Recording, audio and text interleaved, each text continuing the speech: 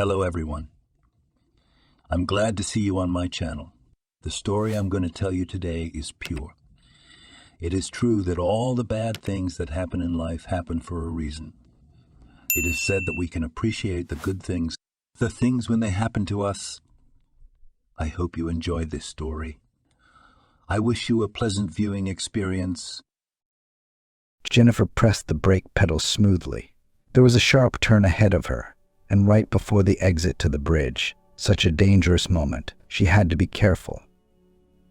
That's why she decided to slow down.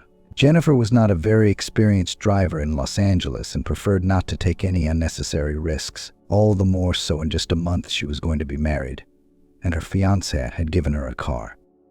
Not a new one, of course. Used, she said when he mentioned it. But why? I mean, if money's a problem, I could do without a car for now. It's not that, Kirill replied softly. I just don't see the point of buying a new one when a used one, still in good condition, can be bought much cheaper. Besides, I'm sorry, but you just got your license. Anything could happen. You'll feel sorry for a new car. Not so sorry about this one, he said. Are you saying I'm inexperienced? Jennifer was insulted. No, of course not, laughed the groom. It's just that I remember when I was a beginner myself. You'll get the hang of it, and if you want, we'll both buy you a new car. Yes, perhaps you're right. She really did not resent Kirill at all. After all, his arguments made sense. Besides, he had always been very thrifty and adhered to the philosophy of prudent economy, including due to this Jennifer had chosen him out of several possible suitors. So what was there to complain about? Besides, although the groom said that there were no problems with money, she realized that it was not quite so. To be more precise, he had money, but only to spend them on expensive purchases was not too reasonable. For several years, Kirill had been successfully developing his own business, which still required considerable investments, including financial ones. Of course, in some ways he had it easier than the others. He got the money to start the business from his parents, who were already long-established businessmen. In addition, they could give him valuable advice, but that was the end of their participation in the affairs of their favorite son. From childhood, he was taught to be independent. She was from a simpler, though not poor family. Her parents worked as middle managers, received quite good money, and had no ambitions for their own business. Her daughter followed in their footsteps. She managed to work in several firms and a little advance in her career before she met Cyril. Already during their relationship, her fiancé offered her a place in his company. And not just any position. She was to be his partner. But no, she firmly refused. I have too little experience for such a responsible position. As I have not that much, Kirill objected. I learn everything literally on the fly. Well, you still have some knowledge from your parents and the experience of running your own business. I'm just not ready for that. Okay, well then, how about this? You come to me in the same position you're in now, and at the same time we will tighten your knowledge and skills so that you can become a full partner, said Kirill. After all, if something happens to me, who but my wife? I will leave the management of the business. I don't say that, Jennifer, who was prone to some superstitiousness, said indignantly. She was on her way home from work now. Her fiancé, as usual, was still in the office. He had a lot more to do than she did. That was the main reason Jennifer had gone to get her driver's license in the first place. And after that, she got her own car. Getting from the city office to their country cottage without a car was not very convenient. Suddenly, Jennifer realized something was wrong. She should have turned right, but no matter how hard she turned the steering wheel, the car kept going straight ahead. Later, the bridge railings showed up, looking too flimsy. It was clear that they would not support the weight of the car if she drove into them. Even at a low speed, Jennifer went into a state of panic. She didn't understand what was happening and pressed the brake pedal as hard as she could in desperation. But it was too late. The car rammed the railing and flew straight into the river. As if in slow motion, it began to sink under the water. Whether from the collision or from too much stress, or maybe all of them together, Jennifer lost consciousness. A traffic jam began to form on the shore. Passersby stopped and got out of their cars. Gradually, a crowd gathered on the bridge, and all these people watched helplessly as the tragedy unfolded. Everyone wanted to help, but no one knew how. We should probably call an ambulance, someone said. No ambulance, he objected. We need an ambulance. The paramedics won't dive into icy water to pull her out. By the time the intercom gets here, she'll be drowned. Call at least someone. After all, shouted others, you're so smart. The crowd quarreled, argued, and could not come to a consensus. Someone did call the rescue team or the doctors. However, it was clear to everyone they would not get there in time. Precious time was lost. The bright red car was sinking deeper and deeper under the water, taking the woman behind the wheel with it. The count was no longer minutes, but seconds. No one in the crowd realized where this guy had come from. Obviously a vagrant, his appearance in dirty, tattered clothes certainly did not come by car. Before people realized what was going on, this new character threw off his old jacket and, without thinking for a second, dived into the cold water. When the mysterious stranger swam to the car, he too was completely engulfed by the turbulent river. And then the man dived in. The crowd seemed to hold its breath and watched along with him. The noise ceased instantly, and an ominous silence hung over the bridge. A minute passed, a second, a third, and then, at last, the brave man's head appeared above the water. And not only him making powerful rows, he was obviously dragging something heavy behind him. The tension in the crowd was building. It seemed to have begun to rise with a new force. No one realized if Jennifer was alive, or if the drifter had only succeeded in making the rescue service's job easier by pulling her body out. Meanwhile, the hero himself, paying no attention to anyone, reached the shore and, putting the hapless driver on the ground, began to perform resuscitative actions. After a few seconds, Jennifer coughed, began to spit up water, and opened her eyes. She could only stare at her savior in surprise and gratitude, unable to utter a single word. But the crowd, which later managed to move from the bridge closer to the new place of events, exploded with applause and jubilant shouts. The ambulance that everyone had been waiting for arrived, and no one noticed how the mysterious man disappeared, not even bothering to take his dilapidated and probably the only jacket. Jennifer was taken to the hospital. A couple hours later, her fiancé arrived there as well. At her request, the doctors notified him of what had happened. But of course, he did not know any details and was terribly worried all the way, not imagining in what condition he will see his beloved. In addition, Kyle blamed himself for what had happened. He was well aware that the most likely cause of the accident was a car malfunction, which he had overlooked when buying the car, all because of his idiotic desire to save money. Would not have taken for his beloved a new car straight from the showroom with a warranty, or at least not stingy on a normal diagnosis. But no, I believe the previous owner that the car has recently been serviced and no problems were revealed. "Honey," Kyle exclaimed when he saw her, "how are you feeling?" "I'm fine now," she reassured him. "The doctors say it's a miracle I didn't suffer any serious injuries in the fall. However, it could have ended much more sadly, if not for the help of a concerned person." "What kind of person?" Kyle asked. "Did he leave any contacts? We should thank him." "Thank him? I don't know. He looked like a vagrant, but he didn't leave anything. In fact, he left so fast he forgot his stuff." Poor guy, Kyle sympathized. Then all the more reason to find him. Knowing her fiance's stubbornness, she didn't argue with him, though she didn't want to bother a man who'd made it so clear that he didn't want any more attention. But it was impossible to change Kyle's mind. He had taken up the search for the unknown drifter with enviable enthusiasm. He even drove to that ill-fated bridge and searched the neighborhood for the stranger. In addition, connected all his many connections, and in the end, it gave the result. It turned out that near the scene of the incident were installed kept cameras, and Kyle managed to get footage from them. As it turned out, the stranger walked along the bridge often, and quite often accompanied by a large and shaggy dog.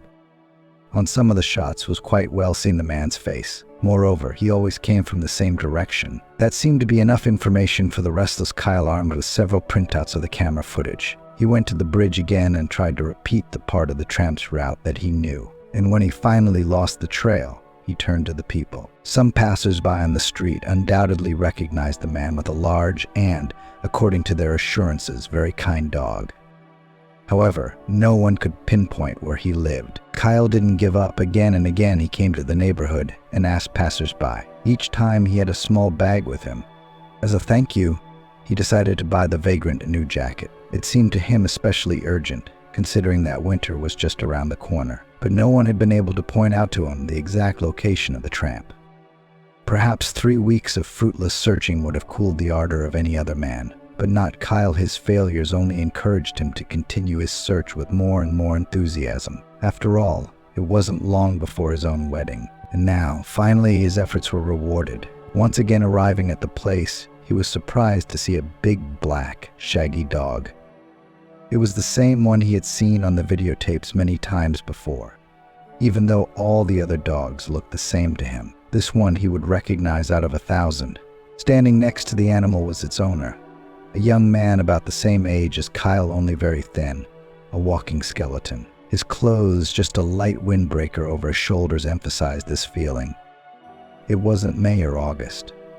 Kyle walked straight toward the strange man, wondering how best to start the conversation. He still felt that the successful outcome of the search was, if not his own doing, then certainly a coincidence. But as it turned out, he was wrong.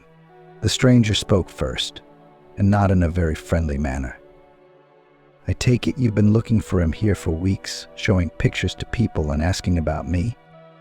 "Yes, I am," Kyle said. He was so taken aback by what was happening that all the phrases he'd prepared had slipped out of his head. He didn't know how to react to such a cold reception, and he felt, if not threatened by the tramp, then certainly unfriendly. "And why, may I ask?" continued the stranger. "I needed you," said Kyle, who had regained his composure. "You saved my fiancée, Jennifer. You remember, don't you? A woman fell off a bridge into the river with her car. You pulled her out and gave her first aid. That's something you don't forget." The stranger's tone softened a little. "Let's go and talk, if that's what you want. You're not going to find this place very cozy, but that's the way it is." Kyle got the impression that the drifter wanted to get out of the crowded place as quickly as possible. It was consistent with what he'd seen on the cameras, though.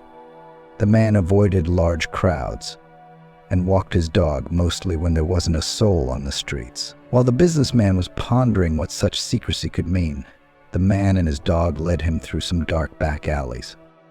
However, it did not take long to wade through them. In about 10 minutes, they came to a house in the countryside which looked abandoned, and that was where they were headed. "Are you hiding from someone?" Kyle couldn't help his curiosity. "Why would you say that?"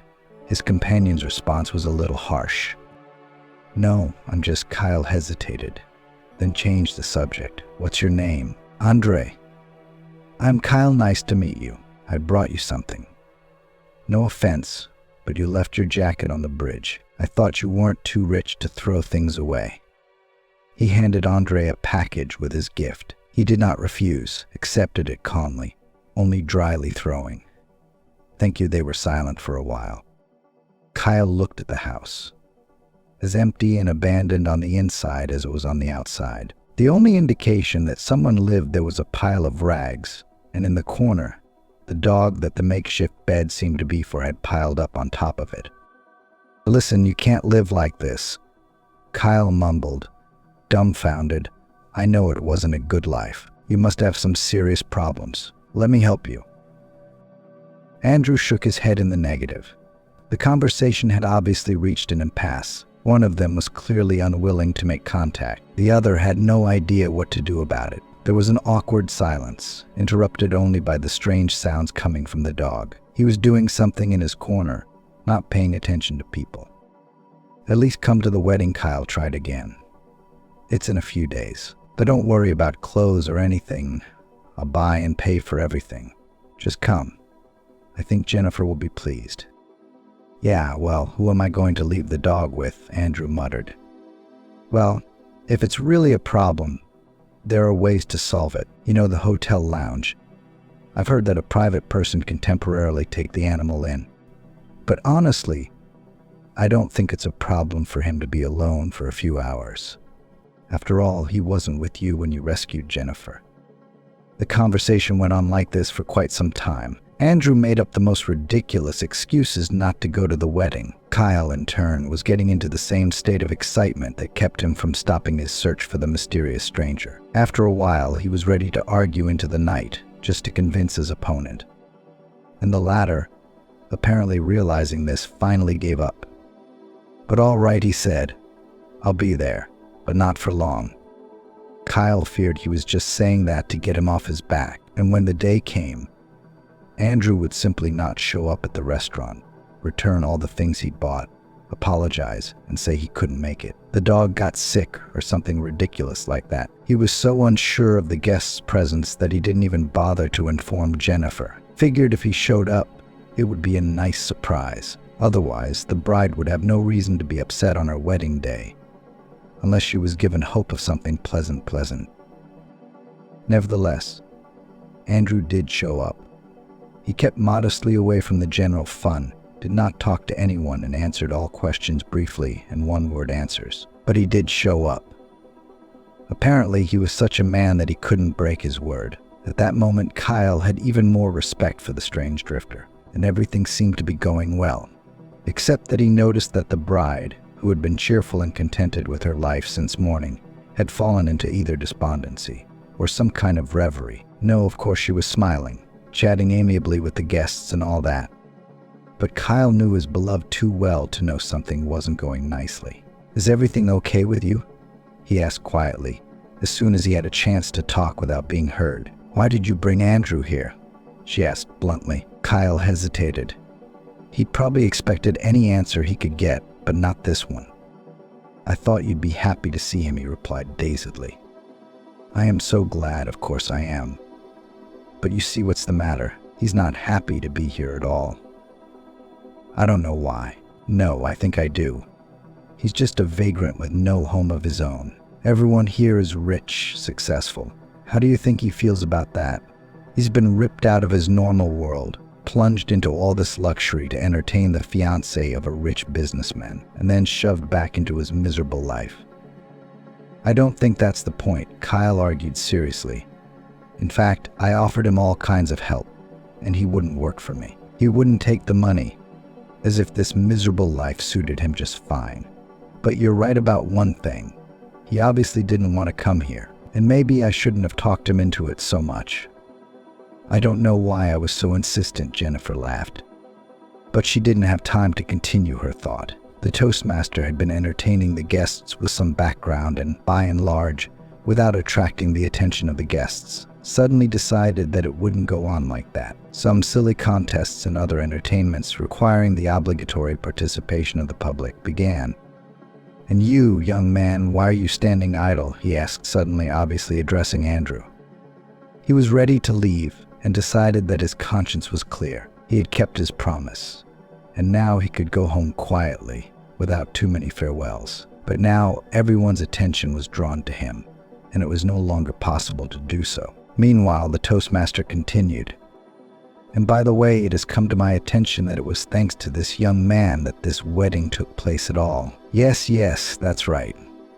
After all, if the bride had drowned, then we all might have gathered, but certainly would not have had fun."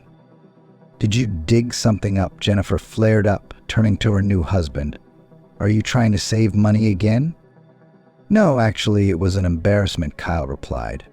"I guess I should have, though, now that I look at it. It was actually recommended to me by someone I know. I guess there was something I didn't know about the specificity of their humor."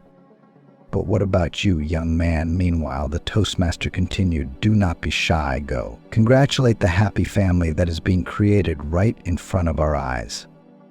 Andrew slowly, as if overcoming some physical obstacle, climbed onto the stage, took the microphone in his hands, turned it around, as if not knowing how exactly it should be used. And then he finally squeezed out a few platitudes, but then suddenly decided to present the newlyweds with a song of his own performance. The lyrics were lyrical, about love that knows no barriers, and Andrew's voice was surprisingly good, and he sang beautifully, sensually. When he finished, the audience met him with thunderous applause. At that moment he became embarrassed, as if he realized, quickly gave the microphone to the toastmaster, left the stage, and soon left the celebration. Kyle, intrigued by the guest's strange behavior, nevertheless found the strength to leave him alone and was rewarded for his patience in the most unexpected way. In just a week, the answers to all his questions found him. Not in the form he had expected, though. Kyle had already finished his current business and was about to leave work when his cell phone rang. When he looked at the screen, he wasn't surprised. It displayed the number of a very old acquaintance of the investigator for especially important cases with whom they had not communicated for many years. Bad thoughts began to creep into his head. "Hello, Tom, I haven't heard from you in 100 years. Are you just calling, or is it business? We haven't talked." "Sure," a serious voice answered him. "But not so much that you forget that I don't call for nothing." Kyle sighed heavily. "But surely there's something I can do to help," he asked, trying to keep his voice calm. "Or am I suspected of something? If the latter was true, you wouldn't have called, you'd have come in person." "Yeah, that's right. Look, it's about your recent wedding. One of the guests, actually." Kyle's heart sank. He had little doubt which guest he was talking about. A variety of thoughts began to creep into his head, from the fact that he'd been wrong to find this tramp and invite him to the wedding to the certainty that Andrew couldn't be involved in anything criminal. Well, he did not look like a hardened criminal, especially such that he was interested in investigators dealing with particularly serious crimes. You see, a video of a young man singing a touching love song is spread everywhere, his interlocutor continued. It has become very popular, and frankly speaking, deservedly so. Even I got a kick out of it, although it would seem that's not the point. We are interested in the performer, and on what occasion are you interested in him? But actually, I can't tell you that, answered the investigator. You just found someone to make a fool of. Well, listen, he is a suspect in a very old and serious case. Although, of course, it may not be him, but I'm pretty sure I can't be wrong. It was a high-profile case. Maybe you've heard of it. Anyway, there was a helicopter carrying gold from the mines up north. And this is your guest. Worked there as a pilot. Worked well for a long time, no complaints. Except on one of the flights, something went wrong. There was a terrible accident. The helicopter went down. Everyone on board is dead. Well, not all of them. They found 3 bodies, and the crew was 4 people. They've all been identified. Only the pilot was missing. Quite a lot of gold was missing. And you think that the pilot killed them all and escaped with the gold. Why would he do that? Kyle clarified. But I can't think of any other theory. In fact, I wanted to ask you this. How could we find him and talk to him? He must be a friend of yours, you know. But you know me. If he's innocent, he's got nothing to fear. Maybe it's not even the same person. It's very easy to find out nowadays. Yeah, Kyle thought irritably. You'll tell me anything to get me to give you the information you want. I can't help you with that, he said. Not that he's my friend. No contact. Where does he live? I have no idea. And in that case, how did he end up at your wedding? The investigator inquired ingratiatingly. Yes, by pure chance. You see, what's the matter? Just a month before the wedding, he saved his wife. She naturally got into an accident, flew the car into the river, and he pulled her out, pumped her up. So we invited him to thank him, so to speak. But he came. And Nancy gave it to Tony. Well, we'll check it out. And you, if you find out anything. Sure, Kyle answered briefly and hung up. He paced around the office, unsure of what he should do. What wasn't adding up in his head? For one thing, Andrew had made a very good impression on him. And it wasn't just the fact that he'd saved Jennifer, though that was important, of course. But would an experienced killer jump into cold water to help a complete stranger and risk being discovered? No, he'd just walk on by without any unpleasant consequences. Besides, gold, like you, Andrew, is vagrancy. And if, according to the investigator's version, he stole valuables worth a huge amount of money, it would have been enough to become a whole new person. Forge documents and go somewhere overseas and live a lifetime of luxury and self-indulgence. And again, no. Lives in some abandoned run-down house, along with an obviously picked-up dog. There's that dog again. By the way, they say dogs look like their owners, and this animal, for all its fierce appearance, was a calm and completely harmless creature. But there were, of course, arguments in favor of the other option. One argument, to be exact, was Andrew's strange behavior. He was clearly hiding from someone, probably from some serious people. Why not the police? And on the other hand, who says that the police are always right and never prosecute the innocent? In the end, Kyle decided he had only one right course of action. Go to Andrew's house right now and talk to him in person. Ask him what was going on, get some answers, and then decide what to do next. Somehow he didn't feel any danger to himself at all, even though he'd been told that this man was probably a cold-blooded killer. He must not have wanted to believe it. As soon as he approached the house, however, Kyle realized he was too late. A huge black dog was lunging in front of the dilapidated building, seemingly distraught with grief. Andrew was nowhere to be found. Apparently, the cops had gotten ahead of him. Well, they certainly had a lot more resources to search than he did. The first time he'd looked for a strange stranger, Kyle had approached the dog and affectionately said a few meaningless words to him. The dog looked at him cross-eyed, growled menacingly, but then sniffed and obviously recognized him, came right up to him with sad eyes, sat down near his feet, and demanded to be stroked on the back of his neck. "Don't worry, cheer up," Kyle said. "Let's get your master out." He opened the car door and made an inviting gesture. The dog looked at him incredulously, but jumped in. On the way out, Kyle dialed his wife's number, wondering how he could best explain all this to her. But nothing good came to mind.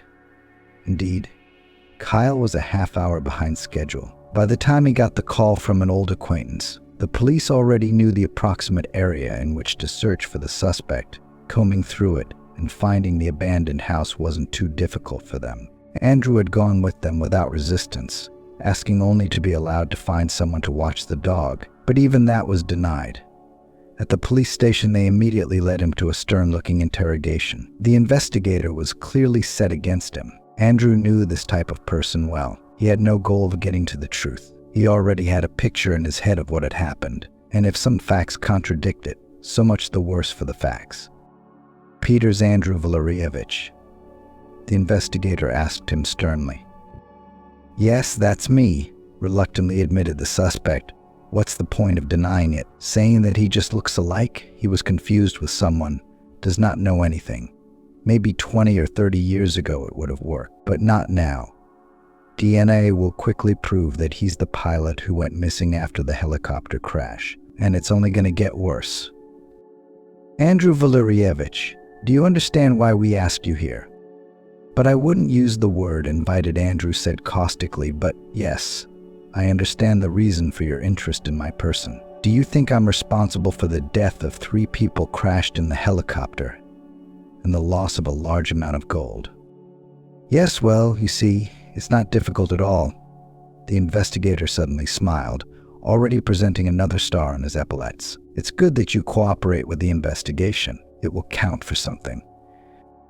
"Wait a minute," Andrew objected. "I didn't confess to anything.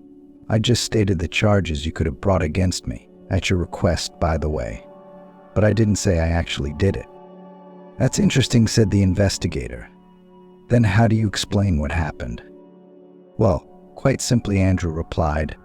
"I was set up. There was no gold in the helicopter. We were transporting some garbage under the guise of it, but I found out about it after the crash.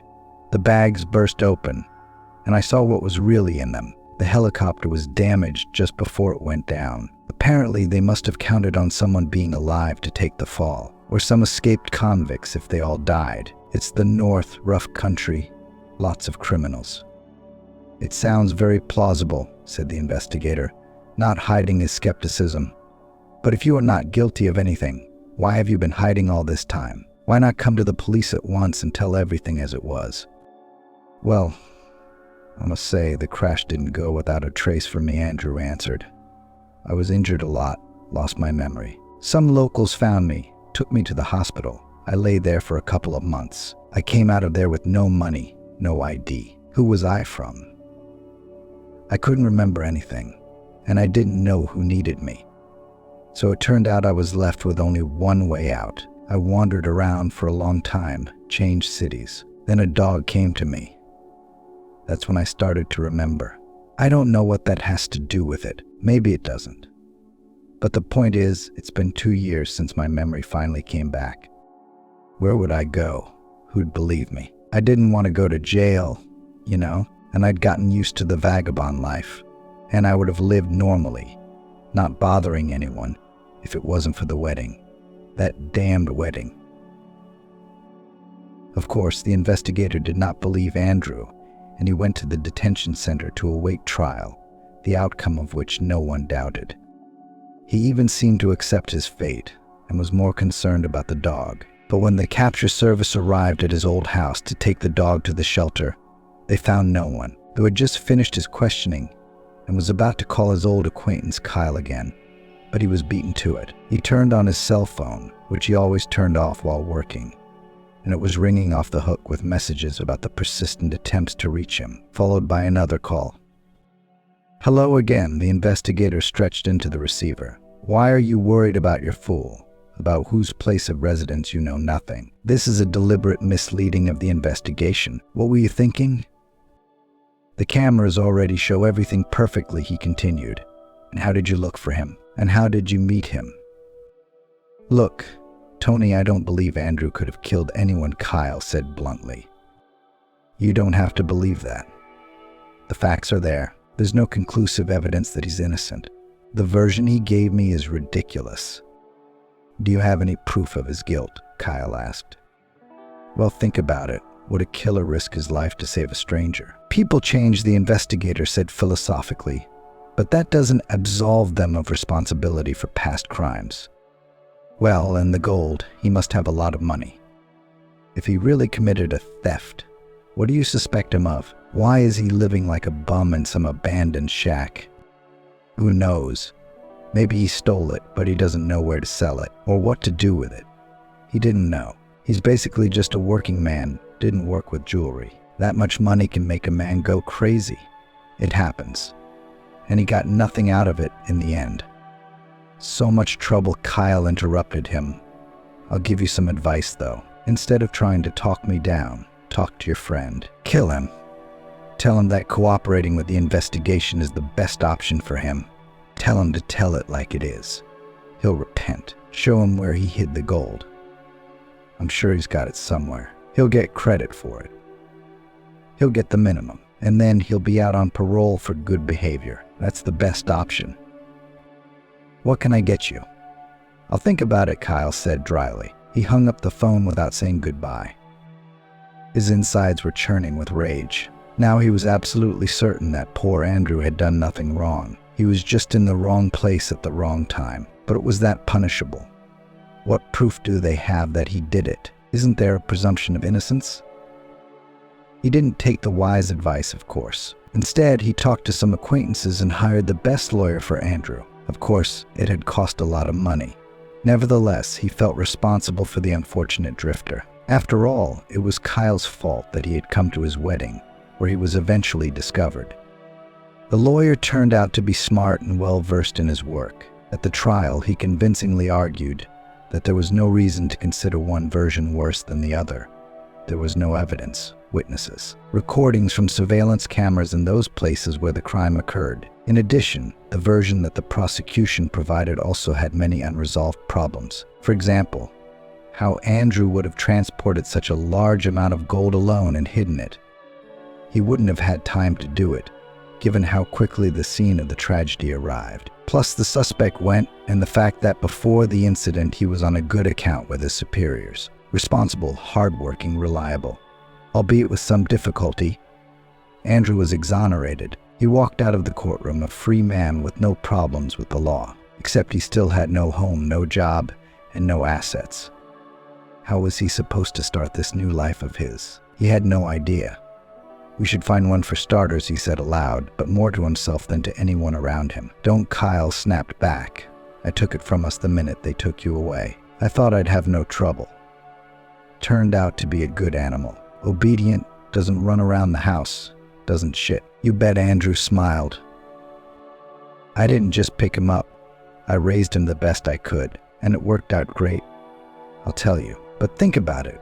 Where are you going to take him? Will you wander the streets again? Or are you going to go back to your summer house? It's going to fall right on your heads. It's no good.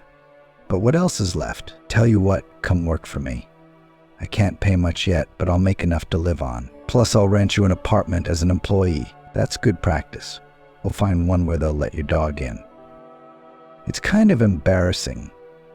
You've helped me so much already, Andrew mumbled. I've only gotten you out of the story I got you into so far, Kyle countered. And I still haven't thanked you for saving Jennifer's life. And believe me, I value her life very highly. I don't even know how to do much of anything. Andrew was still hesitant.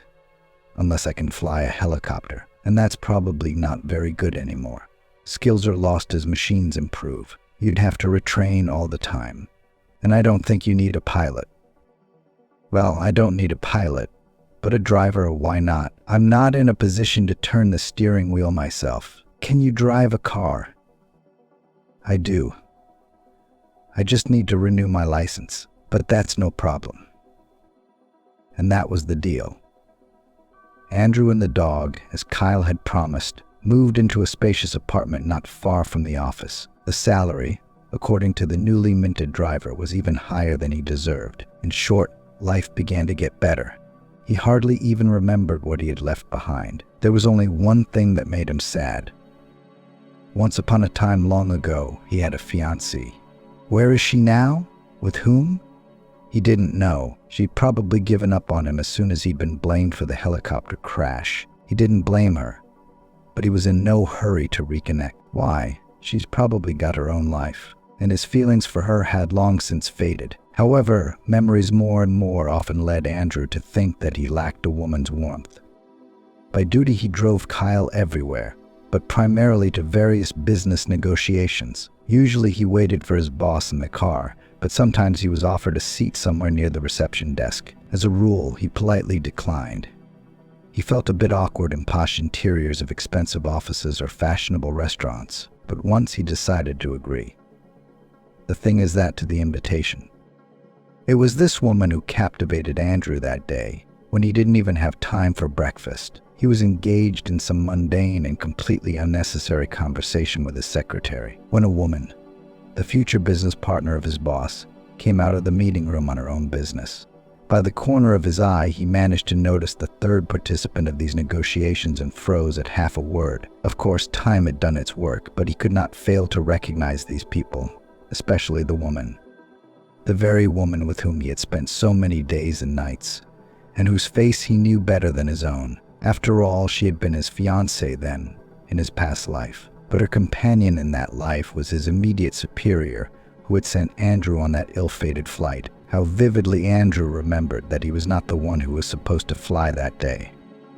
But the boss asked him very much, literally begged him, saying that the task was too important, and he could not entrust it to just anyone, only to the best employee. Now it became clear that the employee was either to be killed or imprisoned for life. It seems that these two would be satisfied with either option. Andrew had no doubts about who had set him up with that shipment and who had gotten all the gold they were trying to pin on him.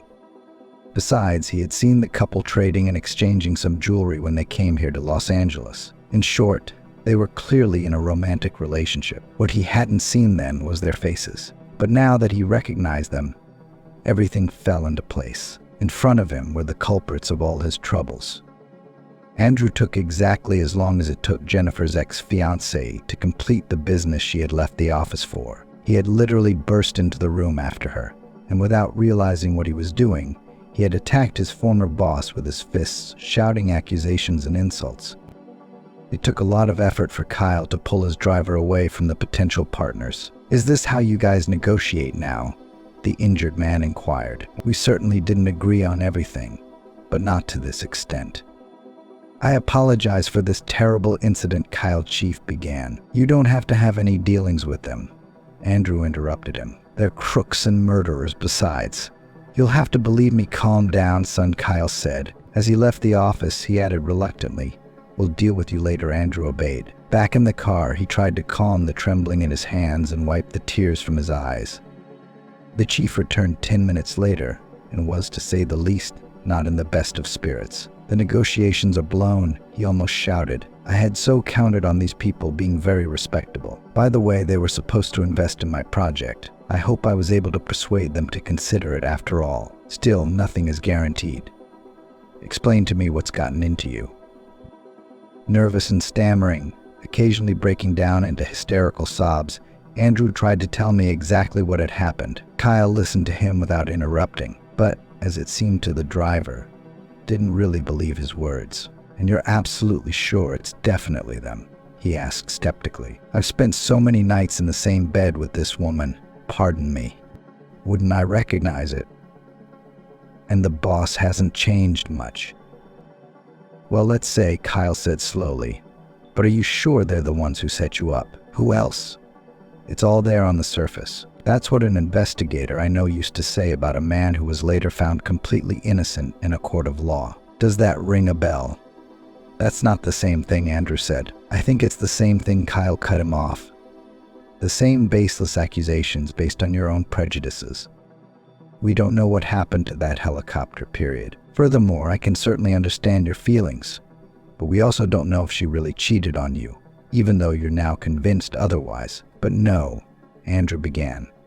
But cut off Kyle. "This conversation is over. And if you ever allow yourself to pull a stunt like this again, I'm sorry, but I'm going to have to fire you. Friendship is friendship, but I'm not going to let anyone ruin my business." For a while it was as if they had decided to forget what had happened. As before, Andrew drove the chief to negotiations, but he never saw his former fiancée or her new husband again. He even allowed himself to hope that Kyle had heeded his words after all, and decided to look for more reliable partners. Very soon he had to find out that he was sorely mistaken. One Monday morning, when he had habitually picked up his boss to drive him to work, he had found only Jennifer at home. To say she was upset was an understatement. She was in a state of near panic. Went to negotiate out of town somewhere Friday night. What negotiation? Andrew was taken aback. "I mean, he let me go early on Friday." "Who drove him?" "He drove himself," Jennifer said. "He said he didn't want you there." "Jesus," Andrew whispered, starting to realize. "Wasn't it with the Vasquez couple? He's had talks with them," Jennifer retorted, looking at him with some hopefulness even. "I've contacted them before. They say it went well and he went home the same day. They never saw him again. And he didn't make it home either." For the next few days, Andrew, along with Kyle's father, literally lived at Jennifer's house and supported her as best he could. He didn't know how to tell her the terrible truth, the reality of which he was almost certain. It was unlikely they would ever see Kyle alive again. His suspicions were confirmed by the fact that the chief's firm had somehow ended up in the Vasquez family's control. Allegedly, Kyle signed some kind of power of attorney for them. And now, while he was missing, it was they who were supposed to run the business. The only thing Andrew didn't know was how to prove his suspicions. For a while, though, he had bigger problems. The very secretary who sat in the office at Vasquez's pointed at him as a possible culprit of the disappearance of the chief. She said if he was lashing out at people out of the blue, maybe he killed the chief. And then there's the old accusation.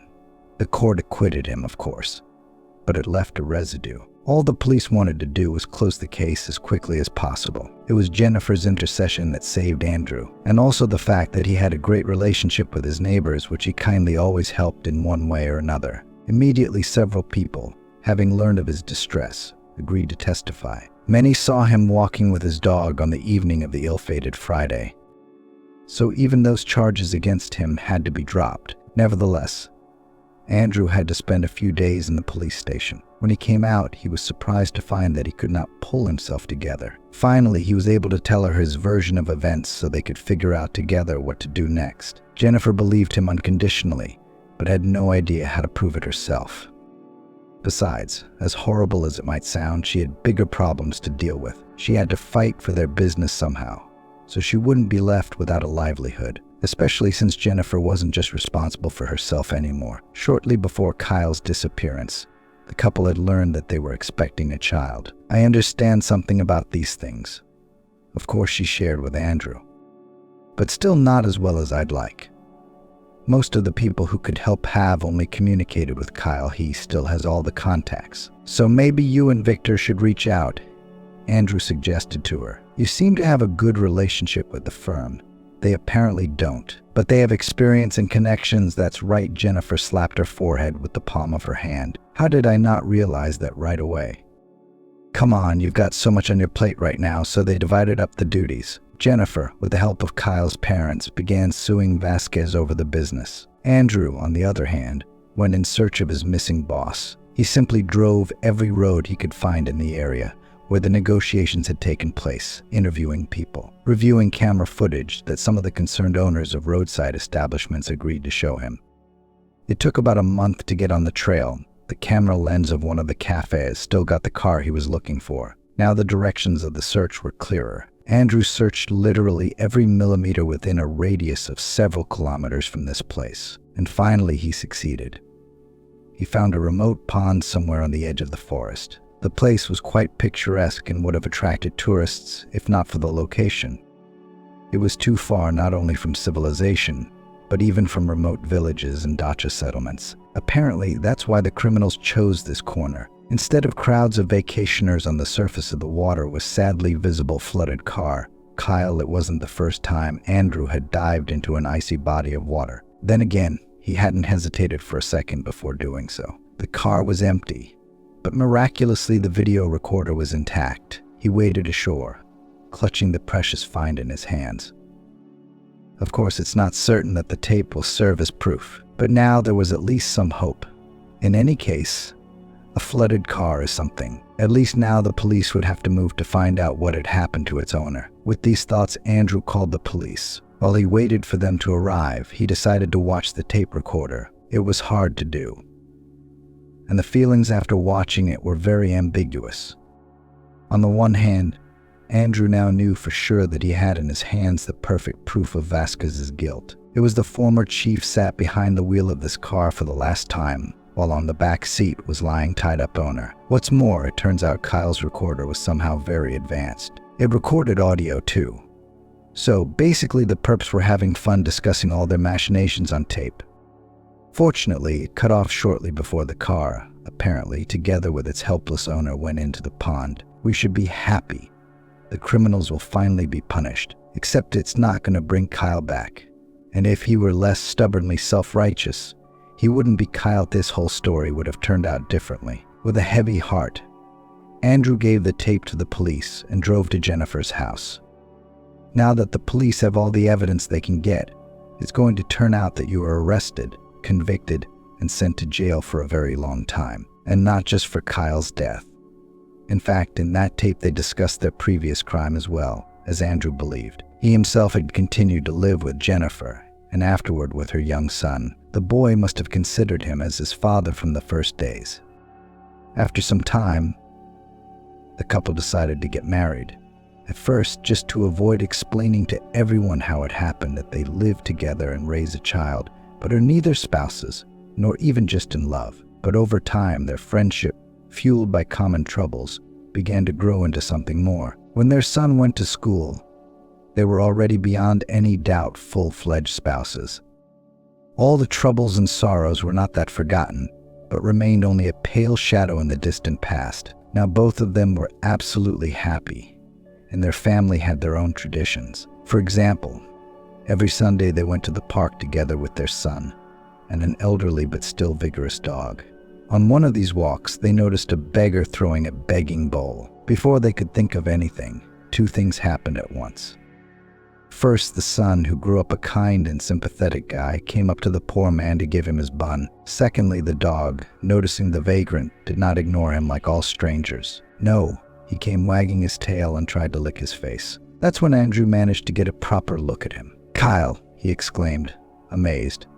Jennifer was dumbfounded as well. "Do you know me?" the beggar asked hopefully, petting the dog. "I apologize for asking such a question. I woke up one day on the shore of a pond very far from here. What happened before that? I don't know." Andrew couldn't find the strength to answer, tears glistening in his eyes. He rushed to his old friend and put his arms around him. "It's all right," he said. "We'll help you remember. It's so good to have you alive." Now it was Andrew's turn to rent a place for Kyle to live and assist him in any way he could. Eventually, in familiar surroundings, the memory began to slowly return, and then they all ran into a problem that no one had thought of. Kyle, only after realizing who he was, realized that his wife was now with someone else, who was also raising his son as his own, and naturally this was a hard blow to him. For some time, he even let himself into all sorts of bad behavior, drinking, came to Andrew's house, made ugly scenes. The spouses did not fight and did not condemn him. On the contrary, continued to support. And even the son could somehow explain that the uncle has a difficult period in life, but it will pass, and everything will be as good as before. And it did. And just a couple months later, one day, Kyle showed up on their doorstep, completely sober and looking very guilty. "Friends, I'm sorry," he said simply. "I've been gone for almost 8 years. Of course, you've had your own lives going on. I shouldn't have reacted so strongly to it." "That's all right," Andrew replied. "It's all right now, isn't it? You're back with us." "Yes," Jennifer added. "You've always been a little impulsive, so it's no surprise. We've been waiting for you to come to your senses. There's only one serious question." "What's that?" Kyle wondered. "Business," Andrew said briefly. "We've made a lot of progress over the years, but at least a third of what we have is rightfully yours." "Oh," Kyle said, "well, you and your business. I don't want to get a quiet job as a janitor or something. I'm done being an entrepreneur for the rest of my life. It's a dangerous business."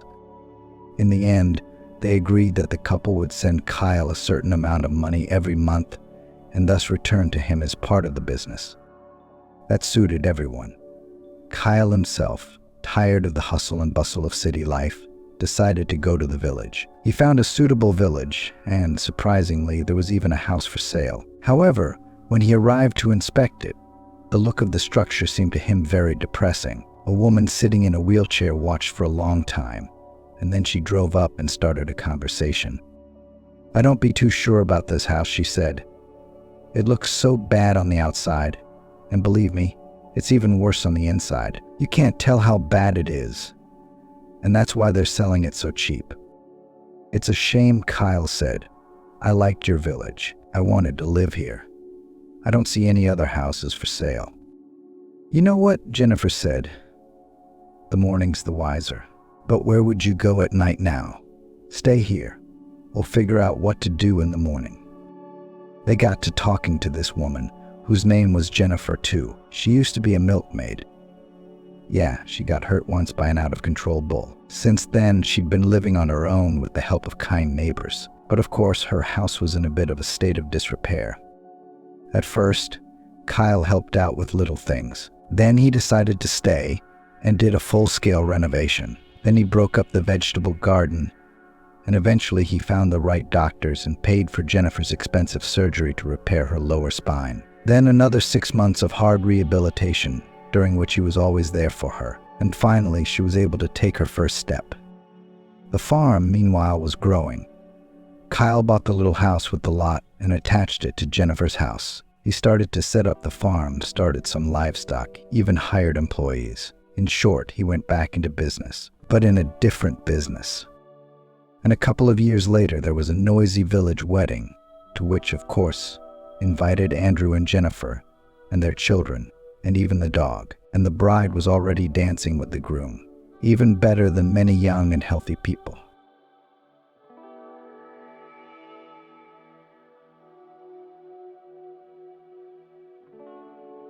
"You need to get married, Cindy," my friend and colleague Sarah said with a sigh, shoveling mashed potatoes into a plastic bucket. "But first, a torrid, heady affair." "Lelka makes a good point," Selena remarked. "At least the rest of your life will be normal." "Well, what did you see with that monster?" "Bruises, covered with foundation cream, and the fact that you with Billy in your arms hid in the neighborhood. Of course, the dead are either good or nothing but the truth," finished Ariana, Cindy's classmate, in a deep voice. "By the way, that's what the saying really sounds like." Cindy was organizing the leftover sausage, smoked fish, and chopped vegetables from her husband Lucy's 40th birthday memorial dinner into containers. "Oh, girls, for God's sake," the widow grinned sadly. "Barry's soul can hear everything till he's 40. And let it hear," said Selena as if she had said it. "Let him hear everything. How much have you endured from him in your lifetime? And then, what if that monster is only happy for you?" "Oh, come on," Cindy said. "What's Billy going to say? Daddy's dead, and Mommy's already got a new uncle in the house." "Please," Sarah rolled her eyes. First of all, you haven't brought anyone home yet. Secondly, it's a step you have to take, and it's going to take time. A year from now, and no one will judge you. How old is your Billy now? 12, the widow replied with a sigh. Oh boy, let me guess. He spends his time either with his friends or on the computer, right? Well, yes, she smiled weakly. And then the girls will start, Ariana noted. And then before you know it, the guy's married. What about you? What about me? Cindy shrugged. I'll be babysitting grandchildren. It's all clear, summarized the classmate, and looking at her friends, waved her hands. She's incorrigible. She's going to follow Barry and not even know what it's like to live life to the fullest and be truly happy. Cindy, don't you want to live for yourself? I don't know, she admitted. I hadn't really thought about it. Well, maybe it's time to think about it. What's 32? Juicy, Selena said. Exactly. God, Cindy, if you want to cry for your husband, then cry and move on. I don't think he's worth it, though. He wouldn't appreciate it. Oh, guys, it's complicated. Cindy shook her head. I need to get back on track. Then I can think about myself. The friends looked at each other with a faint glance. Somehow they didn't believe that would be the case. So far they had heard only words. That was just the way this woman was. Cindy thought of others first, and only then of herself. She was also afraid of change. But deep down, somewhere in the bottom of her heart, Cindy knew her friends were right. And change had already come, so maybe.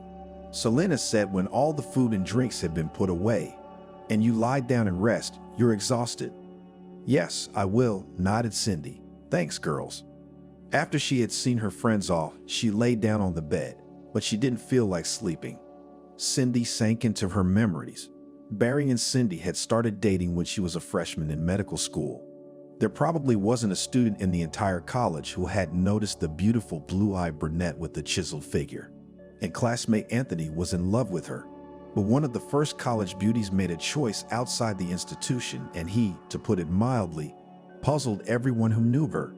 Cindy's lover, the leader of the local Gopniks, worked as a handyman in some Sharashkana office one day. The hero of her novel wasn't handsome, and he wasn't fearful either. But with one look at Barry, it wasn't hard to realize that his intelligence was in trouble. The guy wore tracksuits, shaved his head, and despised perfume. A man should smell like a man, he told his subordinates. Having finished 9 grades with a squeak, Barry decided that was enough. He considered further education a waste of time and called all students slackers, squandering their parents' money. A real man should earn money, not sit behind a desk, Barry cut off. I finished school, I can read, I can write, I can count money. What else do you need? When Cindy timidly stammered about the fact that with education more chances to get a good job, the lover only condescendingly flicked the girl on the nose and said, "Much you understand. All this reasoning slobbering and mama's boys. And a real tough guy will not waste time on some kind of study." Barry was contemptuous of such things as candy bouquet period, modest but nice gifts, some kind not on business, but just because a man missed another, as he put it, callow tenderness. And I am not a heifer, he told his beloved. I am a concrete man, standing firmly on his feet. When Cindy realized that romance was out of the question, she wasn't upset. And really, what was the point of all this? After all, she had a real tough guy by her side, and everything else was nothing. However, it was not only in the disregard for education and lack of attention to the girl. Much scarier was another thing. From time to time, Barry raised his hand to Cindy, humiliated her in public, and told his friends that he was doing it for educational purposes. When the friends found out about it, they were horrified. Love is evil, of course, but still. "Cindy, you're an interesting and educated girl," her friend and classmate Ariana reprimanded her. "Well, what the hell do you want with that roughneck? And he has his hands all over you. With your smarts and looks, you could get a guy that everyone would be jealous of." "It's Barry I want," Cindy said stubbornly. "I love him. He's great. He just needs to be understood. And anyway, it's our relationship." "What kind of relationship is that?" exclaimed her friend. "If he lets himself raise his hand to you now, what will happen if you, God forbid, get married?" "Why, God forbid?" the girl asked with a grin. "We'll get married anyway, and everything will be fine." "No, you're definitely zombified. Ariana summarized, and for the sake of convincing, she added, it's only going to get worse. The two friends had a big fight and didn't speak to each other until they graduated from high school. Then their paths parted for some time. Angelica, the girl's mother, also shook her head in bewilderment. Cindy, you're beautiful, she said, putting ointment on her daughter's black eye. Aren't there any decent guys in college? Probably there are, shrugged the girl in love. But I don't like anyone. Their ponytails and bob, yuck, and they're all kind of stiff or something. Excuse me, please. Basically, if I may, boring. What's wrong with that? Angelique wondered, thinking that Barry seems to have thoroughly brainwashed her. That's just the way people talk, in case you didn't know it. Besides, guys are in school, which means they're thinking about tomorrow. In about 5 or 6 years, they'll cut their ponytails and brown hair and smile about their college image.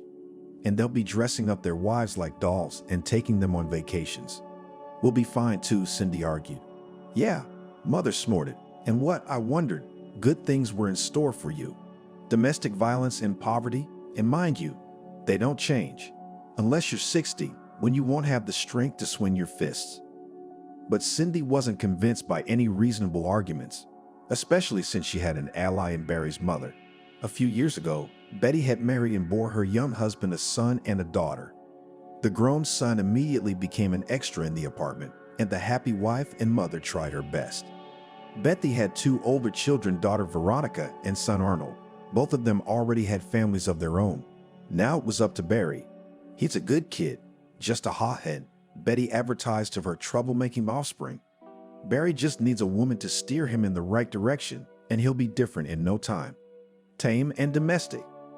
Cindy befriended Betty, not even realizing that the cunning woman was using the knave girl for her own purposes. But it was clear to those around her. Wake up. Angelica shook her hands in response to the reproach that her aunt understood her better than her own mother. She sleeps and sees how she could get her treasure and send her away from home. Well, and in your eyes, she wants to seem like a cool democratic aunt. Why? It's convenient to be kind at other people's expense. But where will her kindness go when it comes to business? That's not true. Cindy said no. Aunt Betty's a good person. Aunt Betty's a phony, the mother said, lamenting how blinded her daughter's eyes were. It's all love. Harvey, Cindy's father, threatened to beat up his daughter's beau, but his wife only sighed and said, it's no use. It's no use. But we got to do something, he exclaimed. What, Harvey, what? Until Cindy realizes what she's in for, nothing will change. In our situation, only time will make things right. And it has, not the way Cindy's parents expected. One day, Angelica got a call from Betty saying they needed to talk. About what? The girl's mother asked calmly, but a bad feeling had already taken hold of her. Let's not talk on the phone, replied the parent of the hated Barry. Could you and Harvey come over at 7 o'clock? Well, all right. With Harvey, the poor woman pondered what that meant, but as it was, only one thought came to mind, and it was not a happy one. All right, why guess in vain? She finally decided. Angelica's worst fears were realized. When she and Harvey arrived at the Wesleys, the young ones were informed that Cindy was already 12 weeks pregnant. Angelica fearfully covered her mouth with the palm of her hand, and Betty said, tomorrow our babies are on their way to apply. Oh my God, Angelica exclaimed. That's what I was afraid of. I couldn't tell from the look on Harvey's face that he was excited about the prospect of becoming a father-in-law either. At least not for the next few years, and not to this man. What's wrong with that? Betty went on the offensive. You're marrying your daughter to a man from a respectable family. He doesn't mind marrying. Everything's honorable, as it should be among decent people. You're the decent one? Thought Angelique, but she said nothing. Only a scandal was not enough. He works, continued the loving mother. The family will be able to provide. Of course I can, Barry said. I'm a normal man. I understand. A normal man would never lay a hand on a woman, Harvey pointed out with an angry glare. He'll change, Betty said, poking her son in the side with her elbow. I'll change, he repeated obediently. Yes, but studying, the mother-in-law whispered. What about school? Betty snorted. No one suggests dropping out of school. Really? Angelica sarcastically exclaimed and turned to her daughter. Do you realize that your husband will not let you study? You will go on sabbatical leave, and something tells me that you will not come out of it. She will be transferred to the correspondence department, triumphantly declared the future sister-in-law. Remembering that, except for 9 grades of secondary school, Betty had not received any education, Angelica grinned. Otherwise, she would have known that correspondence courses are not available for every specialty, and it certainly does not apply to medicine. I wonder how it is possible to study medicine by correspondence. Angelica asked her daughter. Why don't you say something? Enlighten Aunt Betty. Cindy sat with her head down. I'm not going to go into academia at all, she said. I'm going to go to classes and take care of the baby. Oh, you're a sweetheart. Her mother shook her hands. And how do you imagine it? Who's going to take care of the baby while you're at school? As you know, work. Then you can work all you want, Betty said. I'll take care of the baby. Angelica could hardly believe it, but being a smart woman, she preferred not to say anything. What was the use of letting her stilettos go? It would only turn her daughter against herself. Cindy needed a mother's support right now. It was clear that nothing good would come out of this marriage, but why kill the girl? It's wiser to save your strength for the future, and it will come in handy. I see that you have already decided everything, said Angelica. The woman had to do her best to keep her voice from sounding doomed, and she seemed to have succeeded. Well, Cindy, you can always count on Daddy and me. Yes, daughter, Harvey nodded. We'll always be there for you. Well, that's different, said Betty in a satisfied voice, and the future in-laws agreed to meet over the weekend to discuss the details of the upcoming marriage and to celebrate the engagement.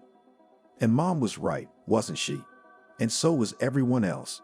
How many times had Cindy said that phrase to herself? 100, 1,000, or more? Alas, after the wedding, her life was not for the better. The bride's parents had insisted on celebrating the marriage in a cafe, but Betty had snorted dismissively. Why spend money when you can leave it to the young people to live on? A wedding can be celebrated at home. That's the way it's been done for centuries. The first day was celebrated at the groom's house, the second at the bride's house. When Cindy learned that the wedding party would be held at home, she was disappointed, but she didn't let on. Maybe it's for the best, she thought. After all, I'm pregnant, and I don't really need a noisy celebration in a pub. The girl realized that she was talking herself into it. After all, the wedding, which is a lot of young people, cannot be quiet and rank. But the main thing is that we love each other, Cindy summed up, and the argument seemed to her quite weighty. Cindy's health left much to be desired, and the cheapest and not too elegant dress, bought by Valerie, emphasized her interesting position. The happy groom now and then unceremoniously and without a hint of tenderness to the future baby grabbed Cindy's belly, and at the same time looked proudly and meaningfully at his friends. Look at me, I'm an eagle. Cindy was terribly unpleasant, but then she wrote it all off to nervousness, which is normal for a bride who is pregnant. The happy newlywed had been drinking himself to shreds and behaving outrageously. Barry squeezed the bride, and she, instead of making a remark to her new husband, smiled strangely, as if begging the guests to be more lenient. He kissed the lips of all the women present, sprinkling them with thick booze. And when the boyfriend of Elizabeth, Cindy's college friend, said that it was wrong to do that, he exclaimed indignantly, "Do you know who I am?" "I warned you," the young man said with an undercurrent of menace and walked away, not wanting the conflict. At the end of the evening, the newlywed climbed up on the table, took off his jacket and threw it on the floor, waving it vigorously in the air. "I married an awesome hottie today," he shouted. "I did it. I'm the coolest alpha male ever. Yo ho ho ho whoa." His friends whistled back so encouragingly that the guests' ears popped. Cindy wanted to cry. Barry, either accidentally or in a fit of emotion, kicked a vase of Olivier. The salad instantly landed on his father-in-law's new suit, who was standing nearby. Harvey's face turned purple with anger, but not to spoil his daughter's holiday, though what was going on looked less like a party than anything else in the world. The father of the bride looked at Angelica and realized that his wife had obviously thought the same thing. This was not how they had envisioned their only daughter's wedding. Cindy looked at her parents and looked down at them. "Dreaming, you idiot, of a beautiful wedding." She mocked herself. "Enjoy it. The second day of the wedding, according to tradition, which so honored Betty, celebrated in the apartment of the bride's parents. After the party, the guests took a stroll through the city. The bridegroom had done well here too. He walked with Cindy in his arms and shouted obscenities to the approving cackling of his gopnik friends. "It's nothing," Betty said soothingly. From now on, the mother-in-law would take a moment to make fun of him and calm down. "It's a wedding after all." "Yes," the daughter-in-law nodded with a forced smile. "I understand." She wanted so much to believe that what Betty had said was true and that everything would be all right. But just as Ariana, with whom they'd already reconciled, had predicted, things had only gotten worse. A friend was also present at the wedding and was shocked. The sacramental phrase, "I warned you," remained unspoken. It was more important to support the friend who was already having a hard time. On Monday evening, when Barry had recovered from his hangover, the young couple went to look at their new home. They were to live in a private house on the outskirts of town. As the new husband explained to Cindy, his late grandmother used to live there. "How do you like it here?" Barry asked. The young wife didn't know what to say. The impressive layer of dust and numerous cobwebs, to put it mildly, did not inspire enthusiasm. "Well, it's okay," Cindy replied hesitantly. "I don't get it," the husband said with a barely perceptible but still threatening tone. "What's wrong with you? It's not like you're a lady. You can clean, wash, and all that." "But won't you help me?" she asked confusedly. "Listen," Barry answered carelessly, "it's your woman's business. My mom handled everything on her own." Yeah, I think that was the first time Cindy had ever thought unflatteringly of her mother-in-law. She was especially good at giving birth like a wind-up. At this point, Cindy feared her hubby might beat her. Judging by the look on Lucy's face, that was exactly what he intended to do. At least, that's what he was thinking of doing. Cindy knew the tone and the stare all too well, so she prudently decided to stay out of it. "Well then, I'll do it too," she said, trying to sound cheerful. "What was I saying?" Barry said in a patronizing tone. "No, of course, I'll help you move cabinets, beds. I'm not a complete moron. I realize you need to keep our son safe." "Why a son?" the young woman asked with a smile. "What if we have a girl?" "Real men are born only sons," condescendingly said the husband. "That's it. I've shown you the work to be done." When they got back to the Weasley's house, Betty asked her daughter-in-law, "How do you like the house?" "It's a good house," Cindy nodded discreetly. "Oh my," her mother-in-law said smugly, "you'll have your own place. Imagine what would happen if you married some college kid." The daughter-in-law only shrugged her shoulders. "That's right, nothing good," Betty summed up in her favorite triumphant tone. "We be living in rented apartments, and with us everything will be fine. And the main thing is that Valerka loves you very much." Who knows, maybe Valerka really loved his wife, but it seems he kept it carefully hidden. A month without abuse seemed like a fairy tale to Cindy, except that every fairy tale, even the longest one, comes to an end sooner or later. One day, Cindy was late for college.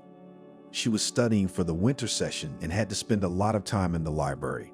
"What the hell's a winter session?" Barry snapped at her. "There's nothing to eat at home, and she's in libraries." "I made a whole pot of borscht yesterday," Cindy said. Also, a powerful blow to the forehead stopped her from finishing. The young woman didn't even realize what it was. She just felt a shower of sparks come out of her eyes. And when Cindy blinked, she saw her husband's angry face. "More?" he asked, frighteningly calm. "No? Then go ahead and make me something quick." Cindy made scrambled eggs with lard, toast, and herbs. Barry, after eating his supper, was visibly relieved. "Are you offended?" he asked conciliatingly. "You shouldn't be. You'll thank me for guiding you to the right path." It was only as he finished his admonition that Barry remembered that his pregnant wife hadn't had dinner. "Look, Cindy, I ate all of it, okay?" he asked. "Well, you better make yourself something. You gotta eat well and all that." "Nothing. I'm fine," Cindy assured him. "Oh, all right then." Barry muttered to himself and grabbed a bottle of beer from the refrigerator and went to watch TV. With a sigh, the pregnant wife took out bread, eggs, and a bunch of greens. After a little thought, Cindy decided to add some lard. Cindy's pregnancy was not easy, and in the 6th month, she took a leave of absence and went into labor. "What's the news?" Barry exclaimed when he heard about the hospitalization. "The news is that I'm in danger of miscarrying," Cindy replied calmly. "In such cases, they usually put you in the hospital." "A threatened miscarriage?" my husband asked incredulously. "Really? That's like when the baby isn't born, right?" "Yes," the mother-to-be answered with a sigh and smiled involuntarily. When Barry talked about the future baby, he looked so touching that Cindy forgot about the main family problem. "Well then, of course," Barry nodded. "Go to your preservation or wherever. I want a healthy son." "He'll be born healthy," Cindy smiled again. "Watch me," my husband threatened, either jokingly or seriously. The month in the hospital was another favorable period in the young woman's life. Between the honeymoon and the hospital stay, Cindy truly realized how defenseless she was to her husband. Barry could get mad over the most insignificant thing, like not enough soup or too long, in his opinion, talking on the phone. And he didn't care if his mother called, let alone his friends. In moments of anger, the husband went on a rampage. In addition to violence, he used the most vile and disgusting words Barry could think of, and she would endure it without complaint. Cindy tried to tell her mother-in-law, but she quickly shut her down. No," said Betty. "You've got your own family now, so you're on your own. You saw what you were buying." That's when Cindy realized how right her mother had been about her mother-in-law and everything else. It was obvious that Betty's promise to take care of the baby while Cindy was at school wasn't worth a dime. So it looked like the sabbatical was going to be a long one, if school doesn't just fall through the cracks, and something told me it would. When a tired, exhausted, and frightened Cindy arrived at the hospital, the doctor had no trouble determining what was going on in her family. The multicolored bruises all over her body were more eloquent than any words. Maria, the attending physician, examined Cindy, and as she dressed and was about to leave the exam room, the woman asked sympathetically, "This is not my case, but why don't you go to court or at least to the police? For what do you put up with the abuse of yourself and your future child? Do you even realize that an unhealthy family environment can affect the psyche of the unborn child? If you don't want to think about yourself, think about the baby." Cindy cried bitterly. Now, calm down," the kind woman said quietly, hugging her. "What do you think you're doing, crying? You mustn't worry. I will no longer embarrass," whispered the future mother. "I'll try." "You'll do your best," Maria said with feigned severity. That's it, my good girl. Next." 2 weeks later, Cindy was discharged. Her parents picked her up from the hospital. "Why don't we go back to our place?" Angelica suggested it. Though tempted, Cindy declined. But at home, she was surprised to find an unkempt girl. It seemed she lived on the next street over. "Oh," the girl squeaked when she saw Cindy. The young woman jumped out of the house and ran for her life. She walked at a brisk pace, greedily breathing in the February, almost spring air, while tears covered everything around her. Cindy wanted to call her parents, but changed her mind. No need to upset them. She reached the small public garden and sank down tiredly on a bench. Her cell phone rang. "Ariana." "Hello." No matter how hard Cindy tried to hold back her tears, her friend understood. "Cindy, are you crying? What's wrong?" "Cindy, don't be silent," Ariana persisted. Barry what? "Are you home now or are you still in the hospital?" "Aya." Tears were getting in the way of my speech. I'm home," Cindy sobbed. "I mean, not really." "Cindy, I don't understand you," Ariana said in desperation. "Where are you?" "In the public garden, not far from the house." "Why are you there?" the classmate asked. "It's not May." When Cindy finally managed to pull herself together and told her friend what had happened, she immediately said, "Okay, call a cab and come to my place. I'll pay for it." "Oh, Cindy, I don't know," Ariana said an hour later when they were having tea. "I'd leave if I were you." "Why?" "It's an option, by the way. Your parents are good, and they'll help you raise your child." "Well, nothing good awaits you. Not only does he have his hands out, but he brings all sorts of weirdos into the house. God forbid she bring in some kind of disease." Cindy sighed. Easy to say, but hard to do. Though it seemed easy to pack her things, move back to her parents' house, and then file for divorce. But now she realized that domestic tyrants, it turns out, are excellent psychologists. They morally pressurize their victims, skillfully using both the stick, that is intimidation and threats, and carrot. Under the carrot should be understood as apologies and excuses. Say, I was tired, it was a hard day. When Barry apologized, he looked like a child who had done something wrong. His spouse's remorse seemed sincere, and Cindy felt sorry for him. Who's going to feel sorry for you? An inner voice whispered, certainly not him. There was nothing to say, but Cindy didn't do anything about it. Her parents would help, of course, she sighed. Yeah, maybe, but I'd hate to involve them, and frankly, I'm afraid of change. Well, as you know, Ariana shook her head and taking her friend's hand in hers added, but know that the doors of our apartment are always open to you. I know, Cindy said quietly, a tear rolling down her cheek. Thank you. Okay, you don't have to cry. Maybe you want to sleep. I'm always sleepy now, she said with a smile. Then go to bed, Ariana said and put her arm around her shoulders and took her to her room. Sleep is a great medicine in general, and tonight Mom promised to make fish pie. It'd be delicious. That afternoon, Cindy slept over at a classmate's house, and the next morning, her husband showed up. Barry apologized profusely and said they were made for each other. Eventually, Cindy went home with her husband. Billy was born on April 12th, Cosmonaut's Day. He's gonna be an astronaut, laughed Cindy's parents, and the newly minted young father said, holding the warm blue bundle in his hands, I'll make a real man out of him. You and me, and we'll make such a mess. Betty smiled proudly. It seemed that this woman was about to swell with pride and burst like a soap bubble. Much to Cindy's displeasure, the gang of thugs was also here. Just like at the wedding, they made vulgar remarks, ignoring the staff. And when a doctor reprimanded them, one of the thugs responded, It's okay, Dad. Cindy's parents smiled, but her daughter realized how much effort it had cost them. Congratulations, said Angelica, handing the young parents a branded bag with rattles and a large package of diapers. Thank you, mother-in-law, cheerfully answered Barry. God forbid it's not the last time. God forbid, Angelica thought with a shudder.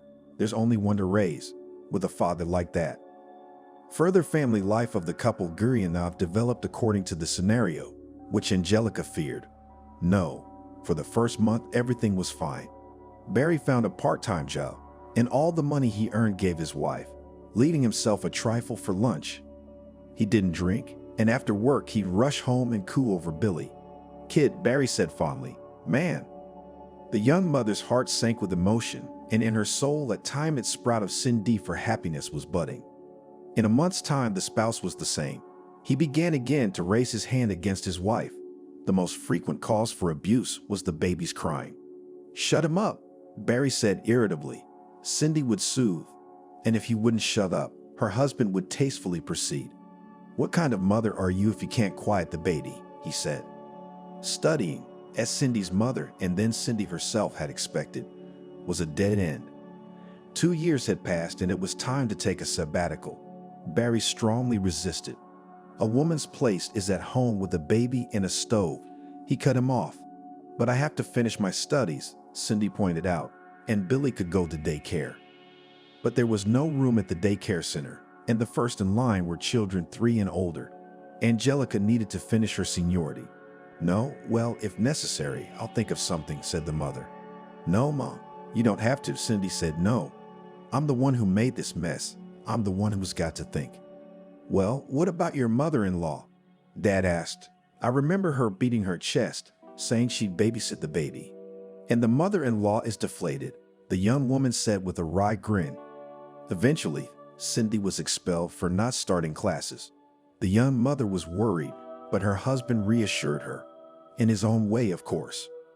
What are you worrying about? Why does a woman need an education? Barry ranted. Cindy sighed. It was useless to explain to a man who had decided not to burden himself with education that sooner or later it would come back to bite him in the ass. She recalled how she had been disappointed that she had not gotten into medical school after high school and had been advised to apply to college. And that's where Cindy got lucky. After medical school, she planned to try again to get into college. Guy, how many plans and ambitions were there? The young woman thought, and she wanted to howl with self-pity. Come on, Everything is fine, cheerfully said the husband, clumsily kissing his wife on the forehead. I'll go to the boys. That's it, I'm gone. And he was gone. God, I'm such an idiot, thought Cindy once again.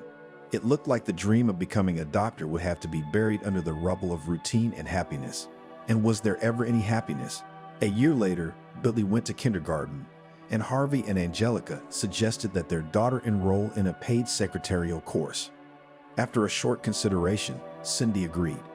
As a married woman, she was ashamed to accept material help from her parents, but there was no way out. With the pennies Barry received in the children's allowance, she couldn't do much with it. But Cindy would get a job and the money would be easier to come by. When Barry found out his wife had enrolled in the course, he made a big fuss. "You want to be a secretary?" he yelled. "You think I don't know what you're thinking?" "I don't know what you're talking about," Cindy said in a trembling voice. "You know what you mean." Her husband raged and swung at her. "Don't hit mommy," Billy shouted bravely, and that made the tyrant even more angry. "You little puppy," he exclaimed indignantly. "I'll have you now." But Cindy nimbly picked her son up and ran outside. "I won't let anyone hurt you," she said, crying, and walked on her way. It's almost like that, but with Billy under my heart, Cindy thought bitterly as she remembered her return from the hospital. "How far are we going?" Cindy heard a vaguely familiar woman's voice and, realizing that she had almost knocked the young woman down, hurried to apologize. "It's okay, it's no big deal," the woman smiled. "How far are we in a hurry?" "No reason," she said, embarrassed. "Daddy wanted to hit mommy and I didn't let him, like an adult," Billy replied. "Good girl, mommy's protector is growing up," replied the woman and suddenly commanded, "Come on, let's go to me. By the way, let's get acquainted. My name is Selena." "Cindy," the young woman introduced herself with a smile. "And my son's name is Billy." "That's a good name," Selena said approvingly. "And he's a great kid. Come on, let's go, let's go." Selena lived in the alley that led to the end of their street. "I haven't seen you around here before," Cindy said thoughtfully. "Maybe not," nodded the new acquaintance. "I've been here a little over a month. My grandmother was buried 6 months ago, so I took the inheritance. There's that house." "Oh yes," Cindy nodded, remembering the old woman who used to live here. "I think her name was Martha and she hadn't been out of the house lately." "Do you often run away from your husband like that?" Selena asked, when the rest of the apple pie was eaten and the tea was drunk. "Occasionally," Cindy replied evasively. "And then apologies, reconciliation, a temporary lull, and then it's back to normal," she sighed. "I know the story." "Have you had that happen to you?" she asked in surprise. Looking at the cheerful, companionable woman, Cindy couldn't believe she had the same problems. "You," Selena corrected with a smile. "No, I've been spared, but my cousin had." "She did?" "Yes, but thank God, it's all behind her now. She's remarried now, and her new husband loves her to pieces." "How did she do it?" "How?" Selena shrugged. "One day Maria packed up her things, said she was tired of being patient, and gave the brawler a goodbye." "That's a lot to take in," Cindy said sadly. "So I guess I'm a sucker. It's in your hands." And that was the day Cindy made a new friend. Selena offered to let her and her son spend the night, and they stayed. And then she came home, apologizing and swearing, "I won't hurt you." And I didn't. But after a month, it was back to normal. Cindy was taking secretarial classes, and Barry suspected her of all sins. Whenever Cindy was late, her husband would get hysterical. She knew she had to make a change, but she was still afraid of change. "What are you afraid of?" Ariana wondered. "You have to work somewhere, one way or another. Who's going to pay your pension? Barry?" After graduating, Cindy took a job as a secretary at the school. Oddly enough, Barry was cool about it. Cindy assumed that her husband thought the school was a place where no one would infringe on her honor, and she was not far from the truth. In Barry's mind, it was a place where his wife wouldn't give him the horns. It was high school. At her new job, she made friends with Sarah, a cheerful, pretty, black-eyed brunette with a short, stylish haircut. They were the same age, so they hit it off quickly. Sarah taught computer science. When Sarah told her that she was graduating from Teachers College this year, Cindy suddenly felt sad. Now she could finish college and try her luck at medical school. What's the problem? Sarah wondered, how old are you? Yeah, and what would I have to live on while I was in school? Cindy grinned. Sadly, it looked like that train had left. Oh, never say never. Her coworker shook her head with a smile. When Billy went to first grade, Barry was offered a job as a trucker for a logistics company that was gaining momentum. Why, he told his wife over dinner, I got the right category. And they promised good money. That's great, Cindy smiled. The couple was in a quiet period now, and looking at them, no one would have guessed the problems in the family. Cindy tried to remember the good times and sadly recognized that they were sadly few. However, Lucy's successful employment with a private logistics company had been one of the brightest and most positive moments. And it was not only, and not so much about money, the employer hadn't cheated. Barry was really starting to make a decent living. But besides that, Cindy saw another plus. Sometimes her husband would be away for a week or even a month. Quite often, Barry would come back for a day or two, and then he'd be off again.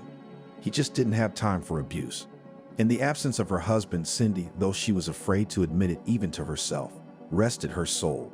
She looked better, began to go out with her friends to caves, shopping, or to the sauna. Son also pleased. The woman recalled with horror how nervous and withdrawn was Billy because of their scandals. But now he became calmer, more collected, and studied better at school. Feeling that life seemed to be getting better, Cindy cheered up. But the joy was premature. One day, returning from another long voyage, Barry mumbled, "We're talking." "I'm listening," nodded his wife warily. From Barry's tone, the conversation was unlikely to be pleasant. Cindy was afraid to even think about continuing it. "Listen to me," he said sharply. "If I find out you're seeing someone, I'll blow your head off and his, you know me." Cindy did. "Except it'd be nice to know what this is all about, wouldn't it? And don't give me the sheep eyes," Barry shouted. "What's the matter?" the wife exclaimed in bewilderment. "What the hell were you doing in the sauna?" he asked in a sly but unkind tone. "In the sauna?" Cindy repeated the question. "In the sauna. What do you do in a sauna?" Cindy shrugged her shoulders. "Warming up, steaming, swimming in the pool." Barry noticed that she was different, more self-confident or something. She looked different too. Fresher, better looking, more rested. He didn't like it and had an interesting thought. "There's someone else," Barry thought angrily. "I'd better find out who. Then we'll all be in trouble." "Warming, steaming, swimming," he repeated mockingly. "That's it. What else do you want to know?" Cindy asked indifferently. "Don't play dumb with me," he yelled. "You want to embarrass me? When my husband walks out the door, you go to the saunas? You? Wife? Mother?" Barry. She was astonished to realize that her husband suspected her of infidelity. "What makes you think I'm cheating on you?" "I was just told that you were in the sauna," Barry said in a confused voice, which was amusing. "So?" Cindy snorted. "Do you think they only do, naughty things in the sauna?" "Well," he said, and his wife grinned mentally. "I guess this is the kind of thing where they say the hat on the thief is on fire." It was strange that Barry didn't fight this time. "It wasn't weird," Sarah said thoughtfully when Cindy told her co-worker about it. "It's just that you're different now. You're prettier and, more importantly, more confident, so he didn't dare hit you. And you know what? Your abuser is afraid of losing you." Cindy was glad to hear that. Maybe there was a holiday coming up on her street too. Cindy returned from her lunch break and was taking her desk when she received a call from an unfamiliar number. "Hello, we don't know your name," said the caller. "Are you Barry's wife?" "Yes, that's correct," answered Cindy. "I'm sorry, but your husband was killed in a car accident. Would you be able to come down for a lineup?" "Yes, of course," she replied, and suddenly a pair of golden red goosebumps flickered in front of her eyes. Must be the pressure. Cindy grimaced and rubbed her temples. The principal came into the waiting room. "Are you all right?" Boris Mikhailovich asked, looking at her intently. "Yes, no, my husband died." At her husband's funeral, Cindy had mixed feelings. She was truly sorry for Lucy, who had died in the prime of life, but listening to herself, she realized that she did not feel deep sorrow as befitted a widow. "Apparently my love has burned out," the widow decided. Cindy tried to cry at least for the sake of decency, but no matter how hard she tried, she couldn't squeeze out a tear. She looked at her son. Billy was as serious as ever, and he wasn't crying either. The mother-in-law walked up to them. If Cindy hadn't known it was her, she never would have believed it. Betty was graying, her face was completely white, and there were deep creases in the corners of her mouth. "How are you?" Cindy asked sympathetically, intending to hug Betty. "She's still asking." Her mother-in-law roared, her voice sounding frightening. "Aren't you ashamed of yourself? You're the one who drove him into the coffin." "What are you talking about?" Cindy was stunned. "I'm telling you what I know. If it wasn't for you, he wouldn't have gotten that damn job. You're the one who couldn't get enough money. Damn you! Damn you! Damn you!" screamed the inconsolable mother. Billy blocked his mother with himself and said bravely, "It's not true." "Mom, calm down, son," Arnold reassured Betty. "Cindy, for God's sake, I'm sorry. You realize?" "Yes, of course," she nodded. "Of course I do." Arnold and some other guy took the sobbing woman away, and Cindy clung to Pasha and whispered, "My protector." And then she let the tears flow. A couple days later, Cindy called Betty. "Cindy," she said in a muffled voice, "I'm sorry. I didn't know what I was saying. And I'm sorry about Barry too. He's been a pain in the ass." "Oh no," my sister-in-law exclaimed. "He who remembers old times is the one who's out of sight." "You're kind," sighed Betty. "Nadenka, here's something else to call. I've been thinking, let's all come to my place for 9 days." "Okay," agreed Cindy. "I'll talk to the girls. They'll help with dinner." "That'd be great. Thank you, daughter." The 40th birthday party was at the house where the young Guryanovs lived. "Daughter," said Betty when the women were alone, "you can live in this house as long as you want. I bequeathed it to my granddaughter. It's a place to live." "Thank you, Betty," Cindy replied, and the women hugged. "Don't forget the old woman," she smiled sadly. Of course, smiled back at her sister-in-law and another. "If you need help, don't hesitate. We're not strangers after all." "Too bad for her," she said with a sigh to Ariana, Sarah, and Celine, who had volunteered to help clear the table. "That's for sure," Ariana nodded. "No one would wish to bury their own child, but one must move on with one's life. Your life, for example, you might say is just beginning." Cindy could see where her friend was going. Well, it's about to start. As the memories lulled her to sleep, Cindy fell asleep. When she woke up at 6 in the morning without an alarm clock, she felt an unprecedented rush of energy. She was no longer afraid of change. With a sweet stretch, Cindy got out of bed without hurrying. Today, she wanted to make breakfast for herself and her son. Not scrambled eggs or sandwiches, but something special. Playfully finishing her breakfast, Cindy began to dress up. When Billy awoke to the appetizing smells, his mother was already in full dress. "Mom, you look so pretty today," exclaimed the son. Cindy was very pleased to receive a compliment from her son. But the woman suddenly realized with horror that she didn't know how to respond. "I just had a good night's sleep," she smiled. "Well, yes," Billy nodded. "You went to bed early last night. I got in at 9, and you were already asleep." "Yes," nodded his mother in response. "I've been so tired lately. I'm exhausted. I'm so sleepy." "Well, let's have breakfast, or you'll be late for school. I fried some meat dumplings. And here's some stuffed tomatoes." That's the theme. We're having a royal breakfast today." "You bet. Eat up, my good man." Cindy was on her way home from work, and as she passed the office of the medical center, she saw an ad that read, "Administrator wanted." Obeying a sudden impulse, the young woman determinedly pulled the door open. What a laugh, she thought. Unfinished medical school with 10 years experience as a school secretary. That's quite the track record. Cindy was about to turn around and walk away when a handsome man in his 40s, wearing an impeccably tailored dark gray suit, inexplicably appeared next to her. "What do you want?" he asked, smiling affably. No, I think I'll go," Cindy blurted out. "You're here about something, but you're leaving already," the man laughed. "Well, no, I'm not letting you go now that you're here. I take it you're here about the job." The man asked, the hard manager, whose name was Max. "Ah, been there, done that." "Well, yes," Cindy decided. "Why did you choose our company?" "I saw the ad and came. She wanted to blurt out, but something told her she shouldn't answer that way. I dreamed of becoming a doctor since childhood, but it didn't work out, the young woman replied and was embarrassed. Well, it's like that. I probably don't fit you. I'll go. I'm talking nonsense here. Well, why nonsense? Objected her manager. Go on. I'm very interested. So why didn't it work out? And then Cindy, completely out of the blue, told a complete stranger her life story. She told him everything without holding anything back. That's what happens, Max said thoughtfully. At first it's all darkness, and then there it is, the light at the end of the tunnel, when you don't expect it. It's not an easy story, but I guess it was meant to be. Yeah, I guess so. You know, Cindy, you'd have a chance to realize your dream here. The man smiled slyly. You do? I do.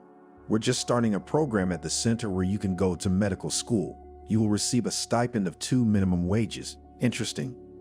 Cindy felt dizzy and out of breath. She could feel it in her bones. This was it. Very much, sighed Cindy. So how about we fill out an application for training? But of course, if you're interested in the receptionist position, then. As if in a dream, she filled out the form and handed it to the HR manager. Uh-huh. Max nodded, running his eyes over her. If you're approved, we'll call you within the next 2 days. But do I have a chance? Cindy asked breathlessly. There's always a chance, laughed the office owner. But with a name like that, I'd certainly hope for the best. Well, let's hope for the best, she smiled. Goodbye. Goodbye. What followed was more like a fairy tale. The next day, Cindy got a call from the HR manager. Cindy, I have great news for you. He announced triumphantly. You've been accepted into medical school. Congratulations. I don't believe it, whispered the shop woman and pinched her ear. God, am I really awake? You're not kidding me, are you? No, pranking is not our job, Max said cheerfully. From the 1st of August, the preparatory courses will begin. By that time, you need to provide the following documents. Write it down. After talking to the HR manager, Cindy fell onto the bed and laughed out loud. She suddenly felt like sharing the news. A dog barked in the yard.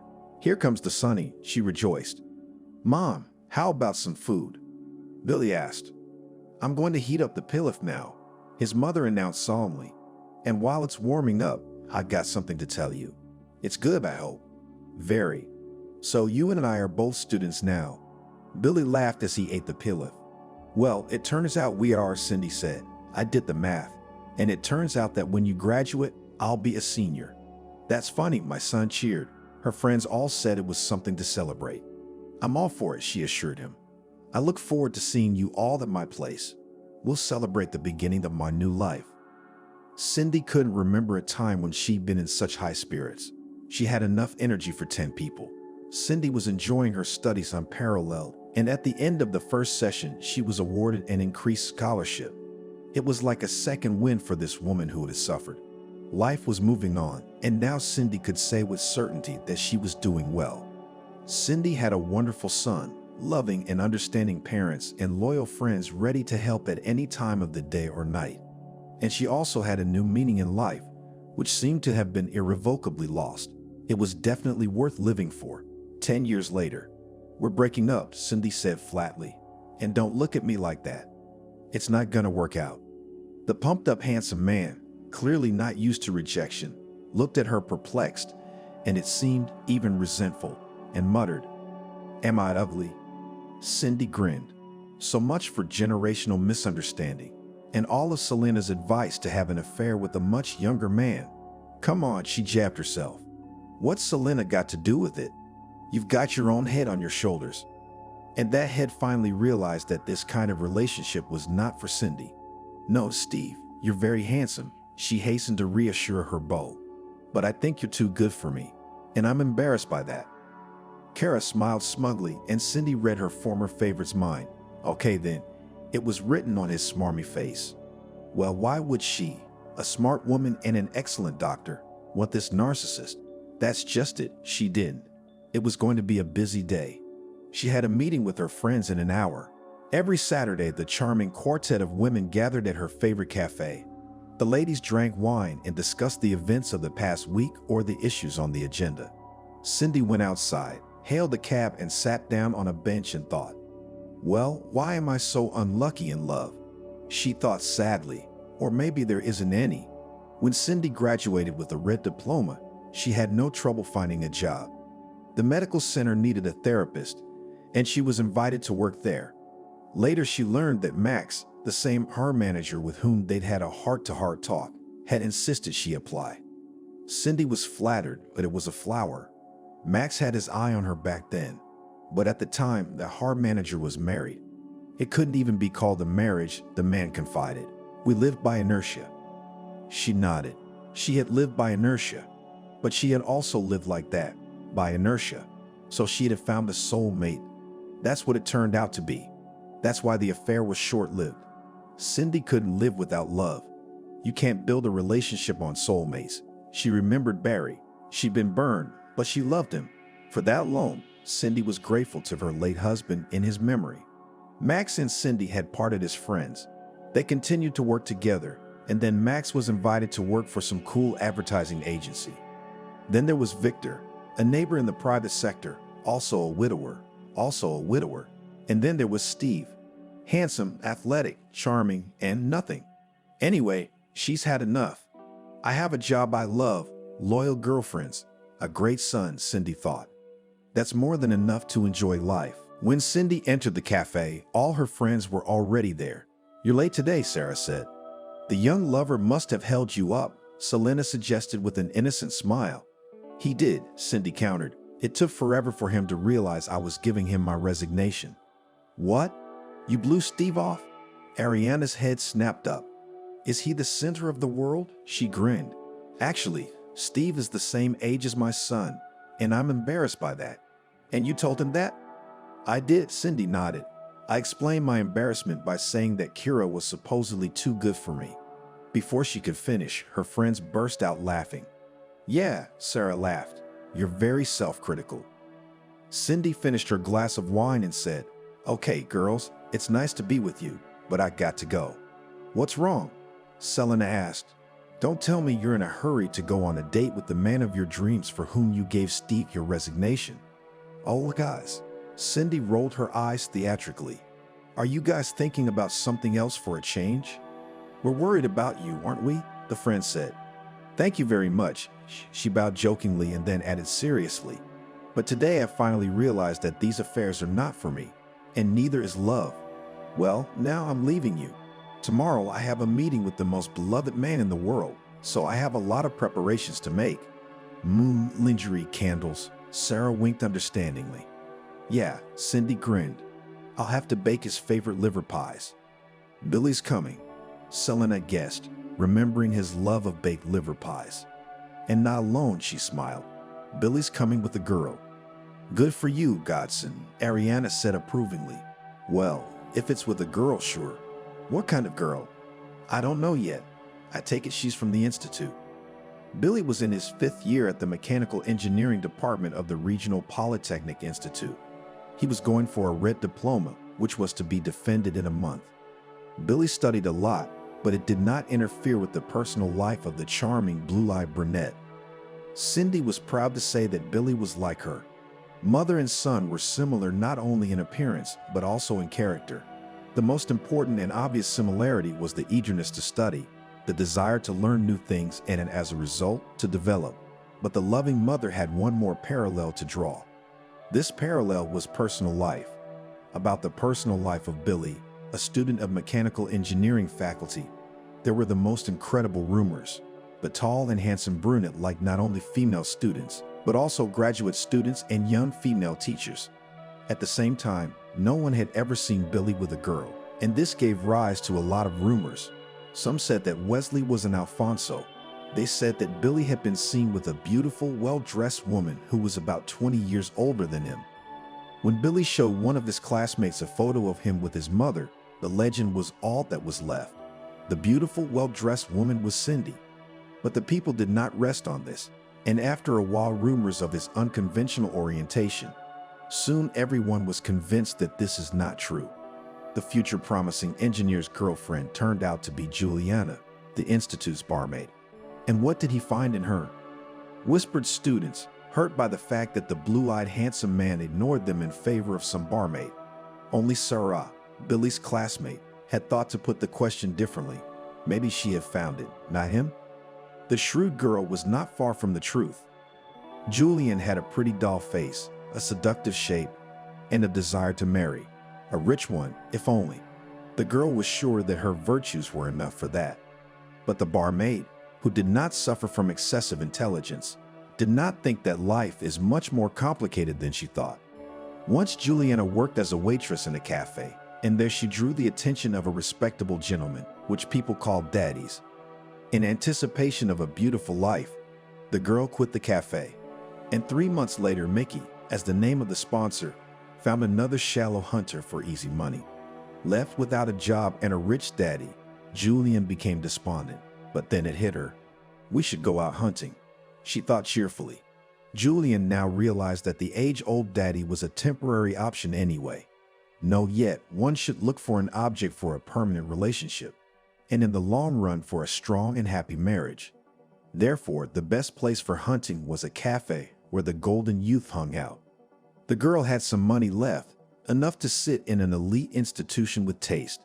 And if she was lucky, she wouldn't have to spend it. Juliana went to the hairdresser, chose the best dress bought by her daddy, and went in search of prey. 15 minutes later, she was approached by a handsome, expensively dressed major, whose name was Harry. The young people got to talking. Julian was ashamed to admit that she had nothing to do with the golden youth and had quit their cafe not long ago. And the reason for the dismissal? Not thinking long, the girl said that her father is the general director of the company and her mother is the manager. I see, family business. What kind of company? Harry asked with interest. Ah, well, so it's not here. But Julian found herself. The girl was not modest about her education either. She told her new acquaintance that she studied at the university at the Faculty of Economics. Respectfully stretched out the guy. An economist, then? Yes, Julian smiled disarmingly and thought that in a way she was. The young men began dating. Harry turned out not to be some kind of major slacker, but an aspiring entrepreneur. He had a small company producing plastic windows. Harry gave the girl flowers and boxes of expensive chocolates. And one day the guy told Julian that he wanted to meet her parents. The girl didn't know whether to laugh or cry. For once, Juliana met a wealthy young man, and she could not even introduce Harry to her family, all because of her lies. Julian's parents had nothing to do with business. Her father was a construction worker and her mother was a supermarket clerk. And my parents are away right now, Julian replied. That's too bad, the boy replied. For how long? A month and a half to 2 months. You know what? Then I'll introduce you to my parents. Really? Julian was embarrassed. Well, why not? The meeting with Harry's parents took place on Saturday, and it was unforgettable. On the occasion of such an important event, Julian wore a little black dress, which was also donated by a former sponsor. I remember that at the time she was surprised that such a simple-looking dress cost a lot of money. Remember, it's called noble simplicity, Mickey said instructively. And it cost a lot of money, a lot more than brightness and glitter. Julian thought this dress would be a great way to meet the parents of a young rich man. She chose boat shoes and a clutch, unencumbered with decorations, and did her makeup in nude colors. Julian was sure that the noble simplicity would be appreciated. Come in, don't be shy, Harry said cordially. He took the girl by the hand and led her into the hall, where the guy's parents and a fancy table were waiting for them. Mom, Dad, said the boy solemnly. Meet Julianne. This is Julianne, my girlfriend. Seeing Harry's father, Juliana automatically backed away. In front of her was Mickey, her ex-daddy. He was staring at Julianne, and she thought he was going to say something mean. But nothing of the sort happened. Harry's father, as if nothing had happened, greeted the girl, introduced himself, and then introduced his wife. Lucy was a beautiful, slender, and sophisticated woman. What do these daddies lack? Thought Julian involuntarily at the sight of the mature beauty. Oh yes, and she thought that such embarrassments happen only in the movies. Julian, what do you do? Lucy asked with a smile. The girl's tongue stuck to the sky, and it was incredibly difficult to lie in the presence of a person who knew the whole truth about her. And Julian is an economics student, Harry answered for her. Really? Smirked Mickey. It was unlikely that his wife and son noticed the smirk. And if they did, so what? They didn't realize anything anyway. I wonder if they realized the antics of the father of the family. Giggled Julianne to herself. Good girl, praised Lucy. Who are your parents, if it's no secret? The girl remained silent, and Harry, writing it off to her excitement, came to the rescue again. Julianne's parents have a firm in Street Petersburg. Even so, the head of the family nodded ironically. More than anything else in the world, the girl wanted to run away from this house. She scolded herself. Now I have to think of a way to get out of here. It's a shame, of course, but Mickey won't let us be together. And what to do with businessmen parents? Hearing the smartphone trinkle, notifying the owner of a messenger message, Julianne apologized. Probably the parents, she said. Nothing, Lucy nodded understandingly. The message was sent from a familiar, though already deleted, number. If you don't want to get in trouble, get out of here and quick. I don't want you here, read Julianne. The abundance of exclamation marks clearly indicated that her visit had excited Mickey beyond belief. Okay, whatever you say, Julianne thought with a chuckle. I didn't really feel like it. You'll have to excuse me, but I have to run, Julianne said with regret in her voice. So soon? Lucy was surprised, and there was a note of regret in her voice. Julianne was terribly embarrassed, but as they say, out of sight, out of mind. It was better this way, and the fact that she'd lied to Harry out of her ass didn't matter, or rather, it had been relegated to the background. But her former relationship with Mickey is no joke. Sooner or later, all secret things come to light.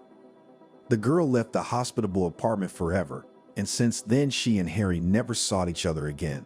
He, of course, called and wrote, but Julianne, not without regret, put the guy in the CS. When she told this story to her friend Vala, she laughed until she fell. Yes, laughed the girl, relationships were doomed from the beginning, by virtue of aggravating circumstances. Stop laughing, Julianne shouted. By the way, guys like that don't just walk down the street. That's true, Valia nodded seriously. But on the other hand, he's not the only one. And men like you, so it's too early to be discouraged. But I won't go to the cafe for golden youth anymore. You don't have to, my friend exclaimed. You know, Julian, there aren't really that many good guys among them. It's just that you were lucky at the time. And most of them are mama's boys and daddy's boys. And most of them have a nasty temper. Do you want that? What are you suggesting? You want to get married? What's wrong with university students? Yes, I know. Now you say that they have no money, not counting the penny scholarship. That's true, but there's a catch. What's the difference? It's obvious. They don't have anything now, but when they get their diplomas and get on their feet. Julian thought about it. It's true. Most of the guys who got their degrees had a good life. And yes, unlike the majors, they were independent. A few days later, while surfing the internet for job openings, Julian saw an ad. Cafe at Polytechnic Institute needs a barmaid. So maybe it was fate. Interesting guy, Julian said as if indifferently, looking at the dark-haired young man with the beautiful blue eyes. Interesting, nodded Catherine, one of the female students she had already made friends with. But what's the use? He's what? The barmaid did not finish, but the girl understood everything perfectly.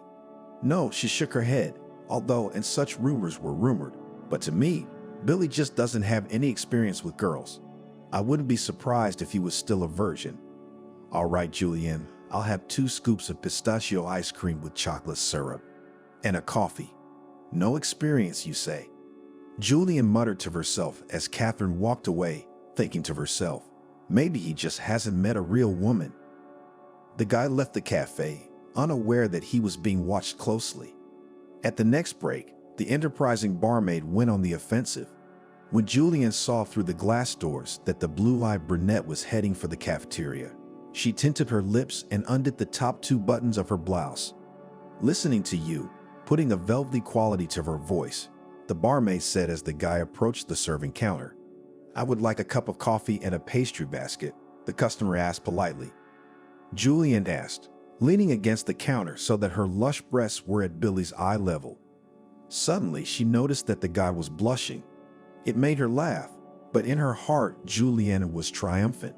She had clearly made an impression on the guy. "Well, yeah," he replied embarrassedly. "It's good for the brain." "You're in luck." Julian smiled flirtatiously. "We're having a special today. Second brownie for free. So your brain will be working as it should." There was a hint in the last phrase, but it was obvious that the boy didn't understand anything. Well, he doesn't have to. He'll figure it out later. Well, in the meantime, a promotion. Billy was surprised. "I'd never heard of any promotions here." "We have a new boss now." Julian lied with inspiration, and they've decided to have a promotion. The 100th customer would get a second product for free. It was on the eve of the 8th of March. On this occasion, the Institute organized a huge party. The party was attended not only by students, teachers, and administration, but also by junior staff, checkroom attendants, cleaners, canteen attendants, and everyone else. When the white dance was announced, Julian didn't hesitate to invite Billy. The barmaid clung to him in a way that made him uncomfortable, and half an hour later, the student was already opening the dorm room door. "Please," Billy said with a smile. The news of the affair between the student and the barmaid spread through the institute with the speed of a spring forest fire. The boy's friends went into a stupor. Billy's birthday was celebrated in the dormitory. The girls were preparing a festive dinner, and Julian was busily commanding the parade. The barmaid didn't mind the meaningful glances the girls gave her. Julian's look said, envy and silence, and they were, needless to say, jealous. The boys had their own point of view. "What are you doing, Packhand?" Evan asked perplexedly when the guys went out for a smoke. "It was just an option for a couple of nights." Billy shrugged philosophically. "Whatever," Stephen grinned. "You can tell a bird by its flight." "Guys, no offense," Weasley said firmly, "but my personal life is my business, and Julian is my choice. She's my girlfriend, and I want you to treat her with respect." "No problem," the friends said in unison, raising their hands as if in surrender. "Are you sure?" Billy asked, confused. "Actually, I took 2 tests and went to the doctor," Julian said resentfully. "Or don't you believe me?" "No, I don't." Billy hastened to reassure her. "Well, if that's the case, let's go to my place. I'll introduce you to my mom." "If that's the case?" the girl exclaimed. "You mean if I wasn't pregnant, you wouldn't introduce me to your mom?" "Julian, don't twist things around," the guy grumbled. Frankly, Julian's pregnancy was a no-brainer right now. He was about to defend his diploma.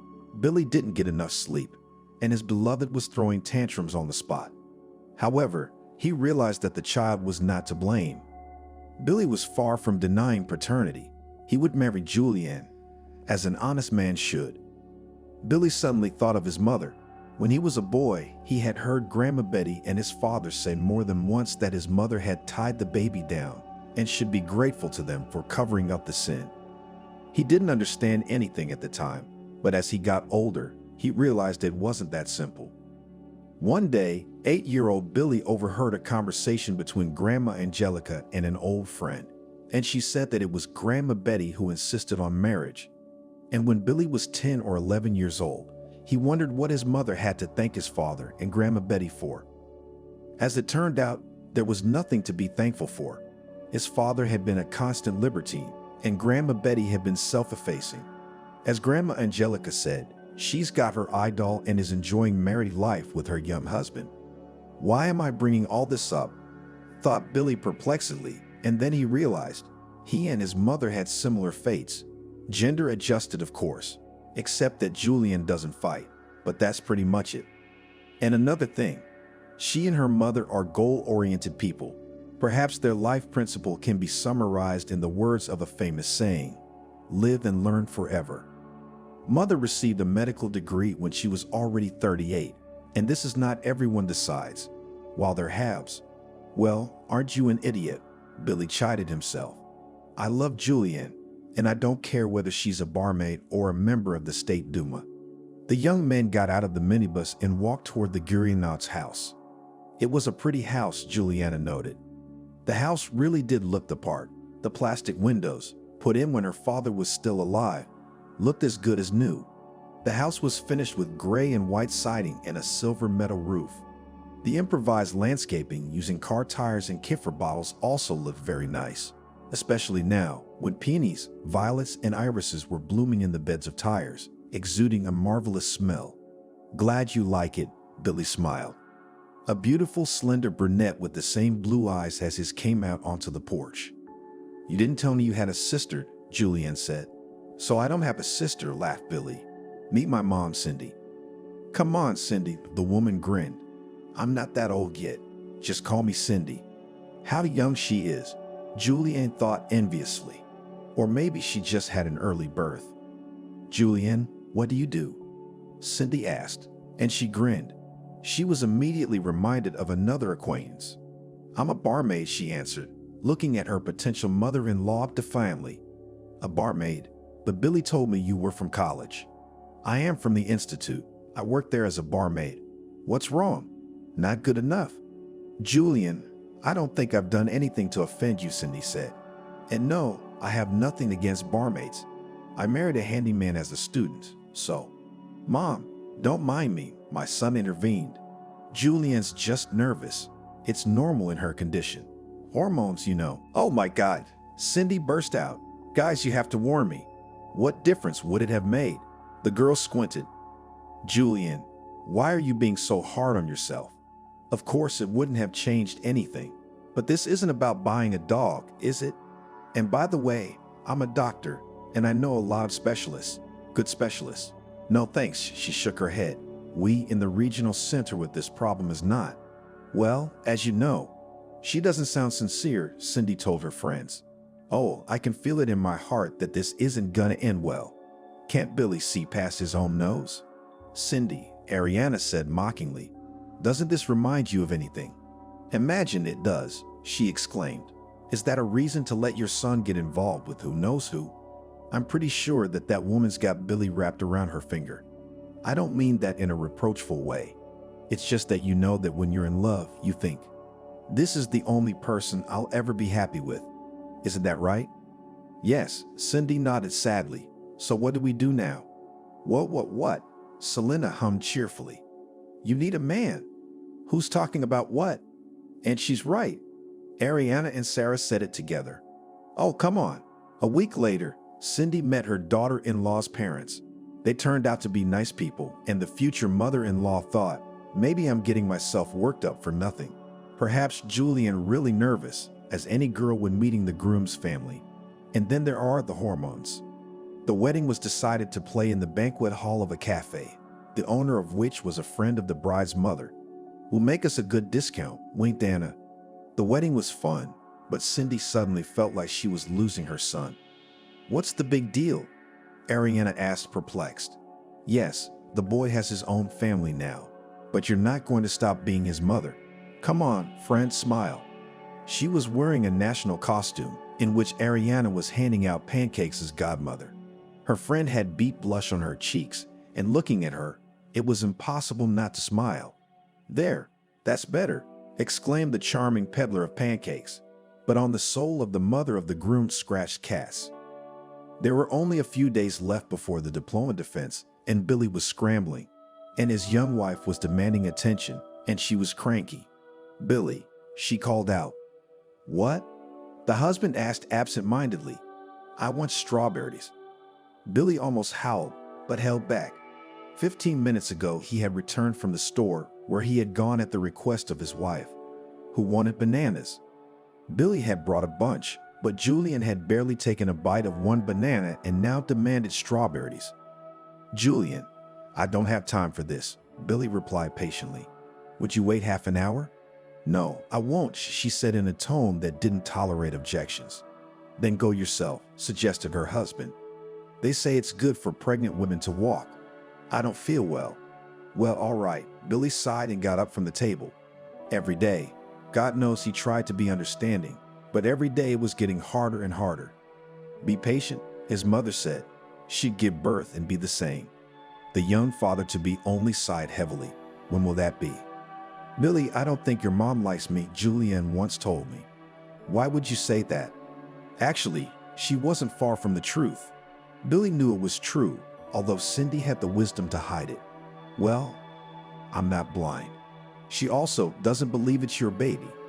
Did she tell you that herself? Her husband asked, busy preparing his defense as usual. Well, not directly, of course. Julianne stretched out. But the last time she came to visit us, what was it? Oh, nothing, she said casually. Anyway, Billy, it would be better if your mother didn't come here anymore. All right, I'll tell her that, Billy sighed. Just don't tell her I told you about it. Okay, Julianne kept up. Okay, I won't. But how am I going to explain it to her? How do you want to explain it to her? She replied nonchalantly. Well, tell her there's no place to sleep. Well, I understand, Billy nodded.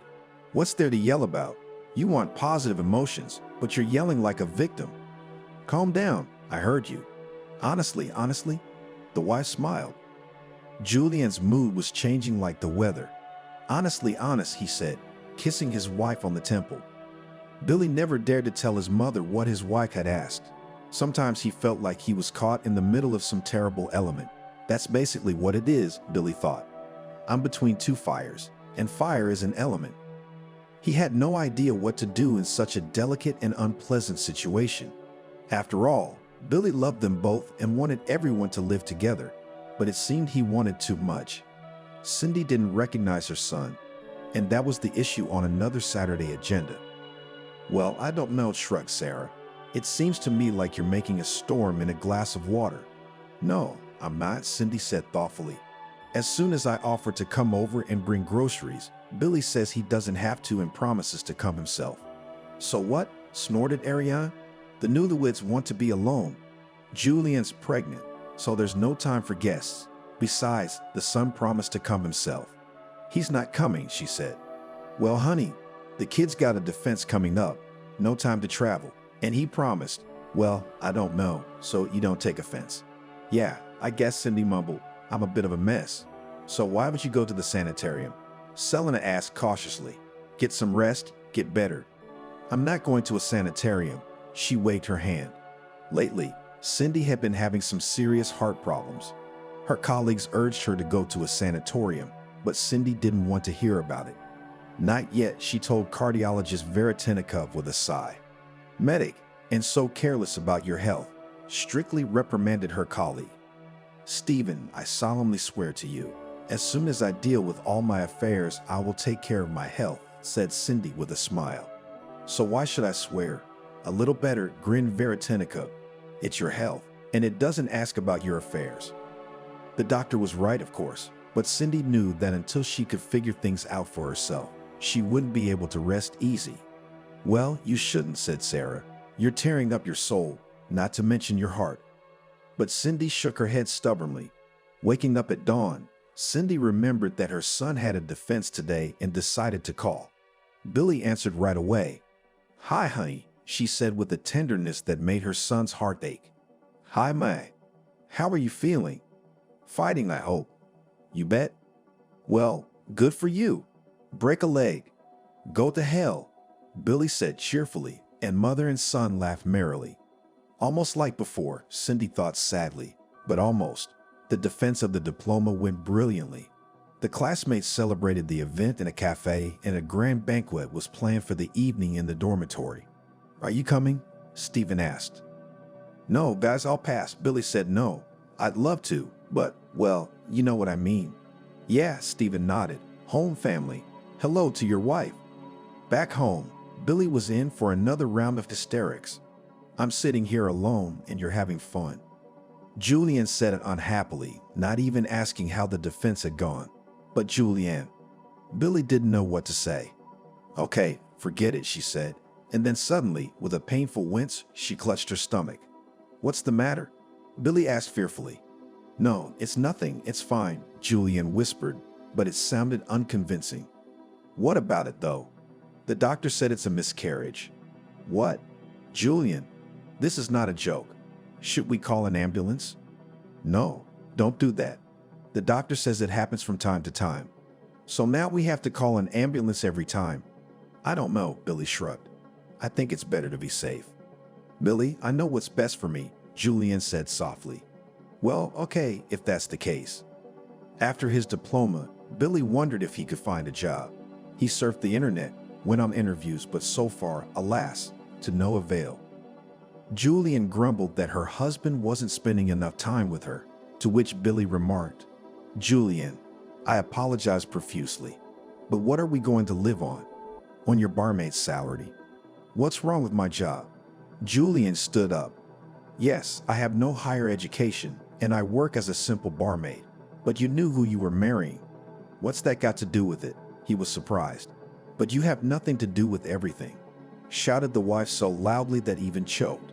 "And your mother also nothing to do."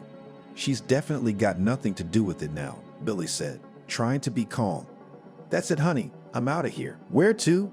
Julian was stunned, obviously hoping to continue the verbal altercation. Billy even began to suspect that she was enjoying these skirmishes. "To the interview," he cut off and left the apartment. Missed again, Billy thought dejectedly. Another failed job interview. It was all about the same lack of work experience. Except where to get it? He made his way to the public garden and looked over at the pub. His mother had given him some money in honor of his diploma, so Billy could afford to drink with grief. And not only that, he was already finishing a mug of cold and wildly tasty beer when Julianne called. "Well, I understand," Billy nodded. "What's there to yell about? You want positive emotions, but you're yelling like a victim." "Calm down, I heard you." Honestly, the wife smiled. Julian's mood was changing like the weather. "Honestly honest," he said, kissing his wife on the temple. Billy never dared to tell his mother what his wife had asked. Sometimes he felt like he was caught in the middle of some terrible element. That's basically what it is, Billy thought. I'm between two fires, and fire is an element. He had no idea what to do in such a delicate and unpleasant situation. After all, Billy loved them both and wanted everyone to live together, but it seemed he wanted too much. Cindy didn't recognize her son, and that was the issue on another Saturday agenda. "Well, I don't know," shrugged Sarah. "It seems to me like you're making a storm in a glass of water." "No, I'm not," Cindy said thoughtfully.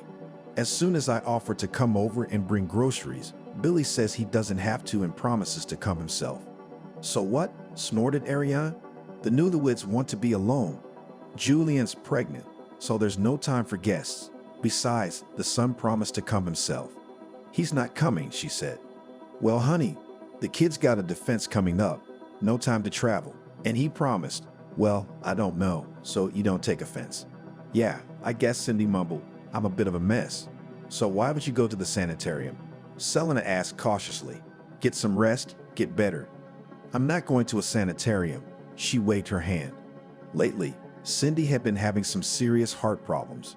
Her colleagues urged her to go to a sanatorium, but Cindy didn't want to hear about it.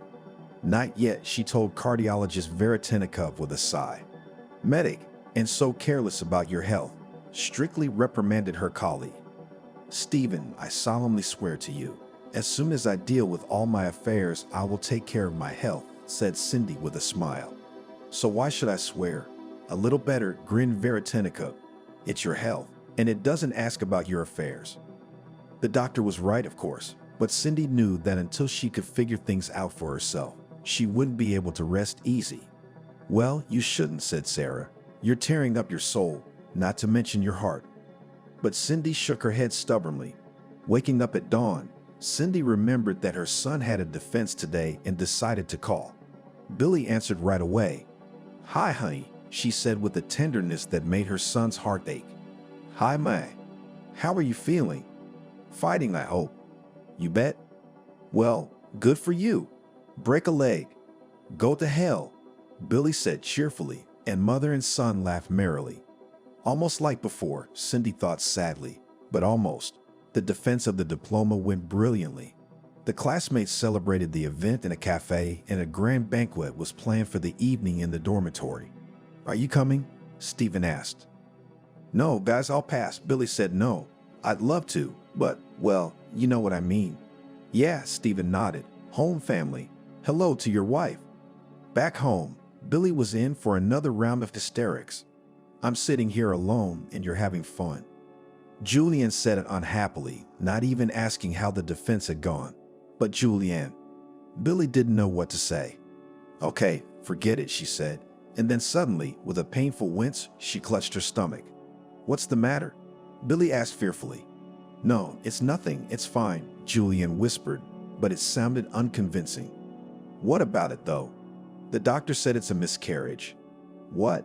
Julian, this is not a joke. Should we call an ambulance? No, don't do that. The doctor says it happens from time to time. So now we have to call an ambulance every time. I don't know, Billy shrugged. I think it's better to be safe. Billy, I know what's best for me, Julian said softly. Well, okay, if that's the case. After his diploma, Billy wondered if he could find a job. He surfed the internet, went on interviews, but so far, alas, to no avail. Julian grumbled that her husband wasn't spending enough time with her, to which Billy remarked, Julian, I apologize profusely, but what are we going to live on? On your barmaid's salary? What's wrong with my job? Julian stood up. Yes, I have no higher education, and I work as a simple barmaid, but you knew who you were marrying. What's that got to do with it? He was surprised. But you have nothing to do with everything, shouted the wife so loudly that even choked. And your mother also nothing to do. She's definitely got nothing to do with it now, Billy said, trying to be calm. That's it, honey. I'm out of here. Billy was already in the driveway when he got the call. It was a number he didn't recognize. Hello, are you Billy Wesley? The caller asked. Well, let's say I am, he answered. This is Anthony, a cardiologist from the Fourth City Hospital. The thing is, your mother. Billy went cold. What's wrong with my mom? Listening to the doctor, the boy went cold, and he hadn't realized his mother had a heart problem. What did you even know, asshole? Reprimanded Billy to himself. Unable to contain his emotions any longer, he sobbed like a child. When Billy entered the apartment, Julian was chirping merrily on the phone, looking out the window. Normally, he would have made himself known right away, lest, God forbid, he be suspected of eavesdropping. But this time it was as if something had made Billy stop and listen to what his wife was saying. Lucy, it's all right, she said cheerfully to her friend. Now I'm bringing him to the fact that I'm in danger of miscarriage, and of course, showy tantrums. By the way, the idea of dinner was brilliant. Thank you. How? It's very simple. Billy will come home in a week, and I'll be lying in bed, all sick. He's gonna ask me what's wrong, and I'm gonna tell him I had a miscarriage. But this sucker won't understand anything anyway. Well, of course not. I neutralized my mother. Julian suddenly turned around sharply and seeing her husband said, I'll call you back. Bravo. Billy nodded and slowly, with formation, struck his hands 3 times. And why, I wondered, were you a barmaid? Billy, you've got it all wrong. Julian justified herself pathetically. Oh, don't give me that. He waved his hand. Well, you weren't lying about my mother. She's in the hospital right now. You really neutralized her to perfection. In the hospital? Julian whispered, I'm sorry. Oh, really? Grinned Billy.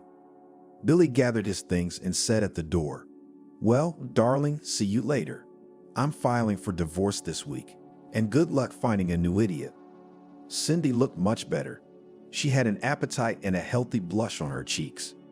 Anthony entered the room with a pretty little basket of flowers and a bag of fruit. Well, beautiful. He waved his hands cheerfully. But I think you'll look even more beautiful now. If, of course, it is possible. And what will happen? The patient asked with a smile. Now you will see. Anthony answered and turned to someone standing in the corridor. Please, may I? Shyly asked painfully familiar and so dear voice. Mom, I'm sorry. I was such an idiot. Billy, Cindy exclaimed and cried. Come here, I'm gonna kick your ears off. Kick your ears off, my son humbly replied. I've earned it. Son, meet Anthony, she said. A very good man and, well, he is. Mom, I understand everything, the son replied with a smile, looking meaningfully at the basket of flowers. And something tells me that it is he who will help you forget all your troubles. Mom, you know what I remember? What do you remember? Cindy, Anthony, and Billy coming out of the registry office. I remembered how you graduated from the institute, and I just started studying, answered my son. So you're getting married and I'm getting divorced, Billy sighed. Cindy hugged her son and said, You'll be happy yet. They got into the car and drove to the restaurant, where the closest parents of the newlyweds, Betty, some of Anthony's friends, and of course Ariana, Selena, and Sarah were waiting for them. Anthony held Cindy's hand, And she smiled serenely and thought, and I, silly me, was afraid of change.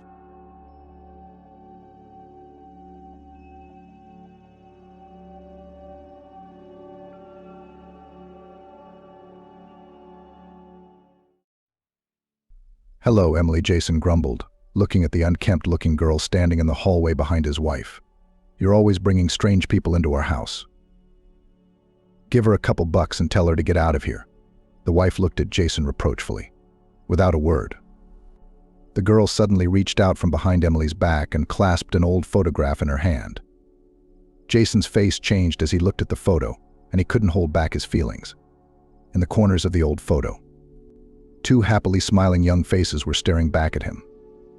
Jason immediately recognized himself as the young man in the photo and the carefree girl next to him, the ex-girlfriend he had once sneakily dumped when he found out she was pregnant. The dirty girl behind Emily's back was staring at him with piercing blue eyes, the eyes of the same unhappy girl he'd left alone and pregnant years ago. There was no doubt in his mind that this was his daughter. More than once afterward, Jason had made excuses for himself: youth, inexperience.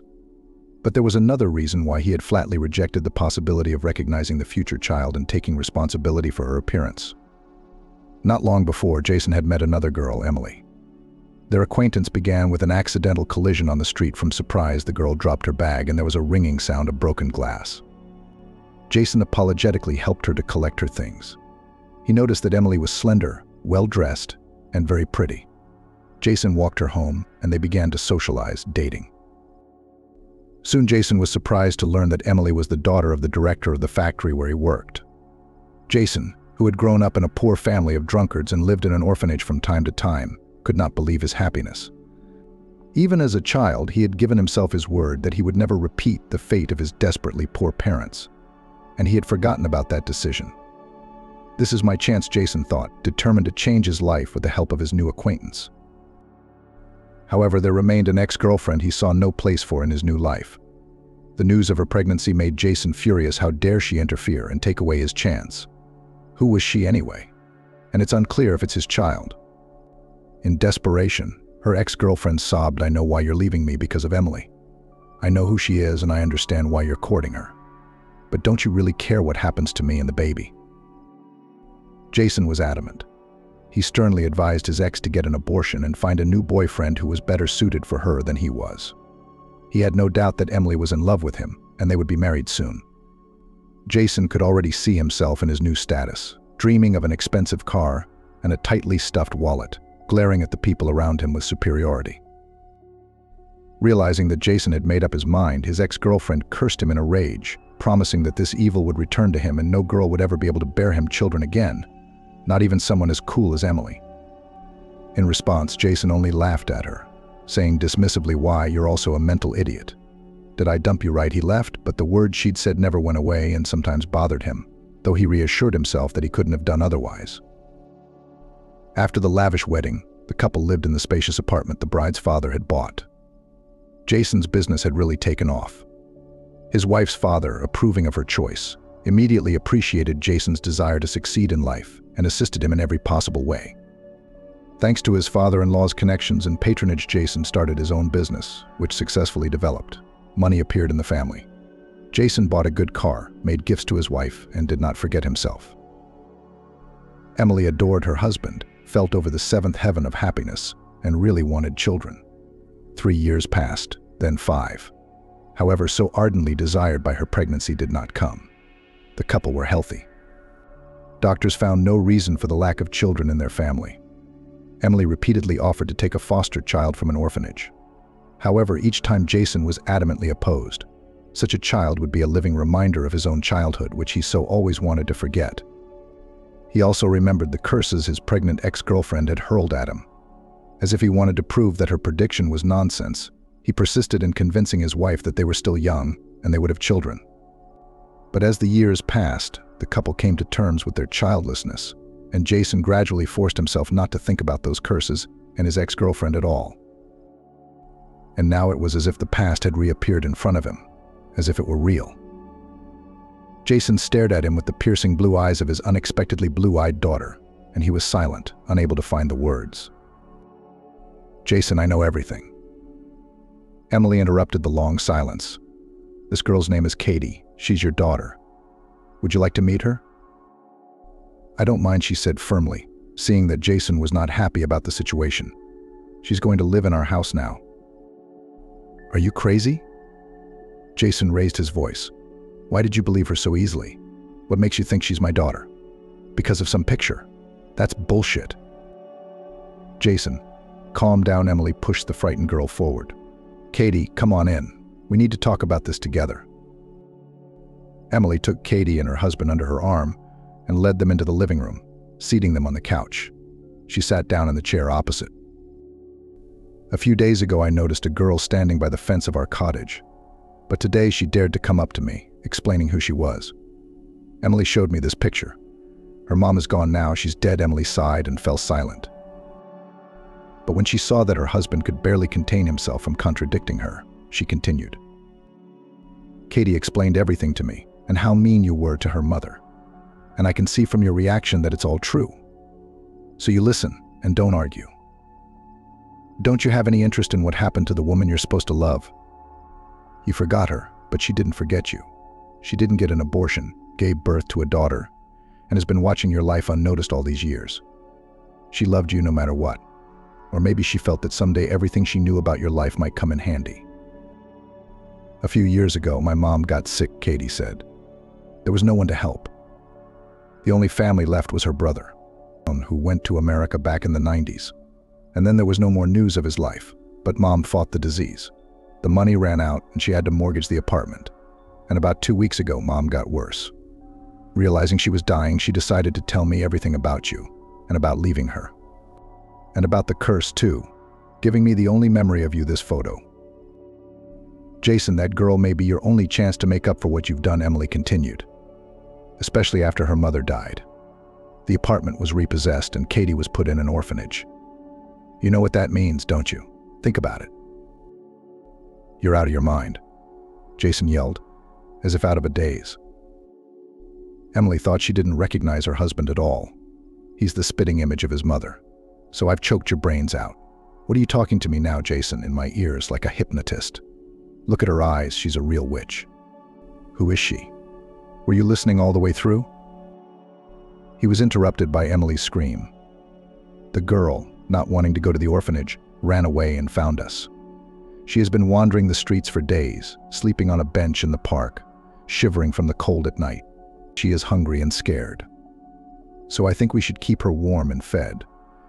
But Ashley has agreed to take a DNA test, and somehow I'm sure it'll show your paternity. I see, and you don't doubt it. She added ironically, thinking that there was probably a lot she didn't know about her husband. Tomorrow morning we'll go to the lab and take the test to clear up any doubts. Now, Ashley, you need to clean yourself up. I'll let you change and then we'll go to the kitchen together. You need to eat. It's dinner time. Jason, we're waiting for you in the kitchen. Dinner's ready. Everything's on the stove. I'm not hungry, Jason snapped, and left the room in extreme irritation, realizing that he'd lost this fight. But nothing, he muttered to himself as he left the living room. We'll see who's who. The daughter had been found, but the DNA test had clearly shown that Ashley was Jason's daughter. When he tried to argue with his wife again, it was as if he'd run into a concrete wall. Emily was adamant that if she ever heard anything against Ashley being in the house again, she would file for divorce. Understand, the girl was even willing to become a servant in our house, if only we would adopt her instead. She said to her husband, trying to appeal to his reason. Emily was just happy, because her dream of having a daughter had suddenly become a reality. She did not hesitate to file the adoption papers and insisted that Jason recognize himself as her father. Ashley turned out to be a good girl. She couldn't believe her happiness that her life was getting better and she had a new mom. Ashley helped Emily around the house and spent all her free time with her. Only Jason didn't share their happiness. The thought that Ashley would be a constant reminder of his meanness in their home until she came of age drove him crazy. Wait a minute, you bastard, he thought. You'll run away from here yourself. Just give it time. You'll see. Since Ashley's arrival at their house, the couple had almost stopped talking. Emily's attempts to defuse the situation and involve Jason in their daughter's upbringing hadn't worked. He withdrew into himself and increasingly resorted to the bottle. Ashley stayed away from her father under the approving glances of her wife, realizing that if she tried to get along with him, she'd see no good. Jason had never been a stickler for alcohol, hardly ever drinking until now. But once, on his way back from work, he stopped by a bar, sat down near the bar, ordered a cup of strong coffee, hoping that the calm atmosphere of the cozy bar would distract him from bad thoughts. The music was soft and pleasant. There weren't many customers, and Jason soon relaxed, completely immersed in his thoughts. He was upset about what he had found out his company had lost the lucrative tender he had been counting on. Suddenly a voice sounded just above his ear. "What, buddy, did your wife leave you or something?" Women are like that, aren't they? I myself got my brains blown out. Don't grieve, brother. Spit on them, that's all. Let's have a little bang with you, and then life will be more fun. Vadik, he shouted to the bartender. For me, as usual, and what's your name? He asked, puzzled, wondering if he knew Jason or not. Jason glanced in his direction and realized that his unexpected companion was already drunk. Tyler was squinting drunkenly. He introduced himself enthusiastically, wondering if he should send the guy right away. Jason decided a change of scenery wouldn't hurt him, though, so he introduced himself. Not half an hour later, he had a glass of cognac in front of him, and his new acquaintance was reaching over with his own glass, sitting on a neighboring chair and winking and proposing the first toast to the meeting. Jason didn't want to get drunk, but the cognac was unexpectedly good, and soon he sensed that his new acquaintance Tyler wasn't so drunk. The bar became more crowded. Musicians came up on the stage and live music began to play. Jason's mood lightened a little for the first time in days. Suddenly he found his cognac glass empty, and Tyler was already reaching for it with a new toast, and then another and another. Jason sat there, not recognizing himself and not understanding how he'd ever gotten himself into this situation. The unaccustomed dose of alcohol was clouding his brain. He could barely make sense of what was happening. Suddenly, a noisy group of people piled into the bar, and judging by how animated Tyler was, they were his good acquaintances. They surrounded the bar, all of them quite tipsy. What happened next, Jason remembered vaguely. He'd gone to a restaurant with this group, then another. In the morning, he found himself in some apartment, lying in the arms of a drunkenly sleeping beauty with makeup smeared on her face. He lowered his feet off the bed and realized they were standing on someone's sweaty back. As he struggled to put his head down, he felt a bout of nausea, bright flashes spinning in his eyes. Beneath his feet, right on the floor beside the bed, lay Tyler, an acquaintance from yesterday. He was wheezing in his sleep, spreading the smell of booze around the room, and didn't even wake up when Jason put his feet on him. Jason looked around and saw several other people sleeping soundly in huddles around the room. Suddenly he went cold, searching his pockets for his cell phone. The expensive watch his wife had given him for their wedding anniversary had mysteriously disappeared from his hand, and Jason frantically searched for the phone to see what time it was. By the light streaming in from the window, it was far from early morning. There was the sound of street noise through the open window, the sound of automobile engines. Somewhere behind the wall, music was playing softly. What time is it? Jason thought feverishly. His head was treacherously dizzy. The room and the drunken people around him were shifting before his eyes, as if they were on the rocks of the sea. His cell phone was in his jacket pocket. Jason turned on the screen and clutched his head. The meeting with the partners scheduled for today was supposed to start 3 hours ago. There was no point in hurrying now. The partners who had stayed late for this meeting were probably on a plane on their way home by now. Jason couldn't believe that he'd caused the disruption of an important meeting that would affect the future of his company. His phone screen was blaring with missed calls and he was being searched. But could he hear the calls through the snoring of his drunken rage after last night's libations? Barely finding his car keys, he shakily made his way to the door and left the house. To his surprise, the car was still there. How could I have driven it yesterday, Jason thought, getting behind the wheel and starting the engine. The next moment it seemed to him that the theater of the absurd was continuing as in a bad dream. The engine of his expensive car, which had been running smoothly before, suddenly malfunctioned as if on cue. Jason sat behind the wheel, not understanding what was happening, trying to start the always perfectly running engine. Finally, the car moved, and he pulled out of the yard and onto the street. Jason decided to drive straight home, informing his secretary that he wouldn't be at work today. He rudely advised her to mind her own business in response to her question about what had happened to him. It was rush hour, and Jason fought sleep furiously, idling among the cars in the endless traffic jams. He didn't get home until lunchtime, leaving the car on the street. Jason entered the gate, and as he approached the house along the tiled walkway, he heard his daughter's voice, as if telling him something. And his wife's answering voice, the witch. It's all her fault, he thought angrily. Before she came, everything had been nice and peaceful, and now there was nothing but trouble. And this is just the beginning. Well, wait a minute, you little bastard. I'll give you a sweet life. You think you snuck into our house like a snake and now you're going to live a sweet life? Don't get your hopes up. But my ex-wife got to me, even though she's dead. As he entered the house, he heard voices coming from the kitchen. Emily appeared in the hallway. "Where have you been?" she asked sternly, wrinkling her nose at the pungent odor of booze. "I've been calling you every hour at work. They searched you. Why didn't you answer? What happened? I thought you were in trouble, but apparently you were just having a good time somewhere," she remarked, looking at her husband in surprise and thinking again how poorly she knew him. Ashley peeked out of the kitchen, but hid immediately when she noticed her father's hard stare in her direction. Jason was filled with black anger when he saw his daughter. It wouldn't fully weathe her eyes.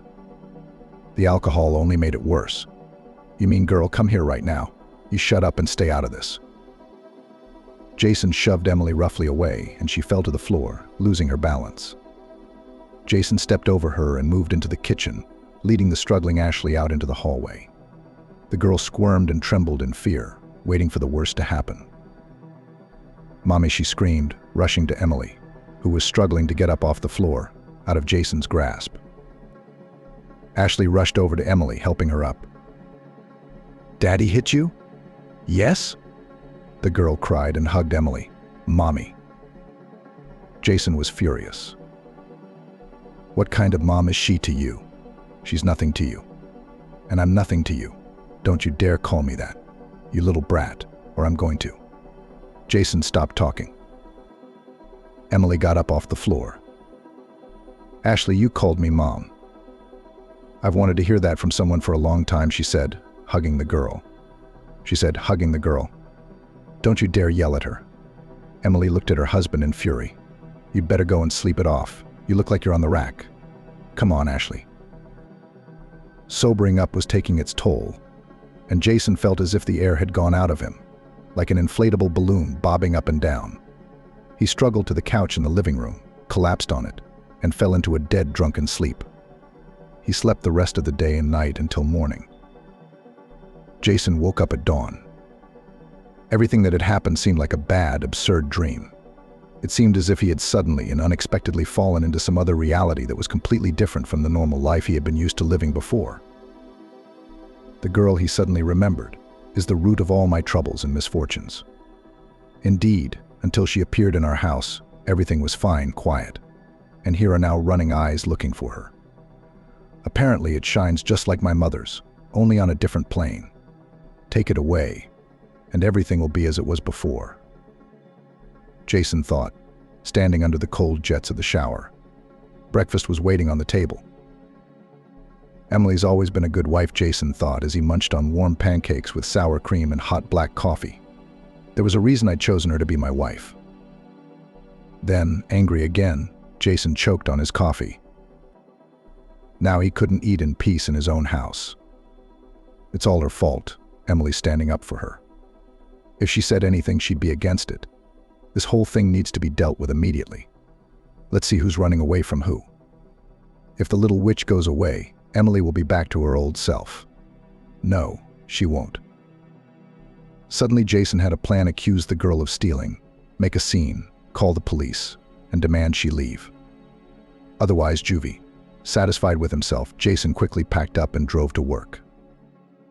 In the reception area, Amber was already in her usual seat, saying hello. "Good morning, Jason," she said in the official tone of a disciplined subordinate. However, Jason didn't escape her curious, slightly surprised look. He frowned. Trouble again. "Okay, go get it," he mumbled grudgingly to the secretary. "That's what you're sitting here for." Amber nodded, silently escorting her boss to the door of his office. He's weird, she thought. Missed such an important meeting yesterday, and today he looks like he's been out all night. Amber was a smart girl and a good secretary, so she never said too much less ask stupid questions. What did she call Valentinovich to herself? He had never acted like a bore before. He had never harassed her without using his superior position. And he'd always paid her salary on time. What else does a girl need? Amber sometimes ironized to herself. Although having an affair with a rich boss, isn't that the dream of many girls like her? Even if he was married, what did it matter? There was a moment when she somehow hinted at it, making eyes, put on a shorter skirt than usual, passed him a special gait, swaying hips. But Valentinovich didn't fall for it, Amber decided. The boss was either too busy working, or, except for his wife, he didn't see anyone else around. But the latter is unlikely, she thought then. After all these years together, I'd go crazy just thinking about it. The fact that the boss had a mistress on the side, Amber did not allow.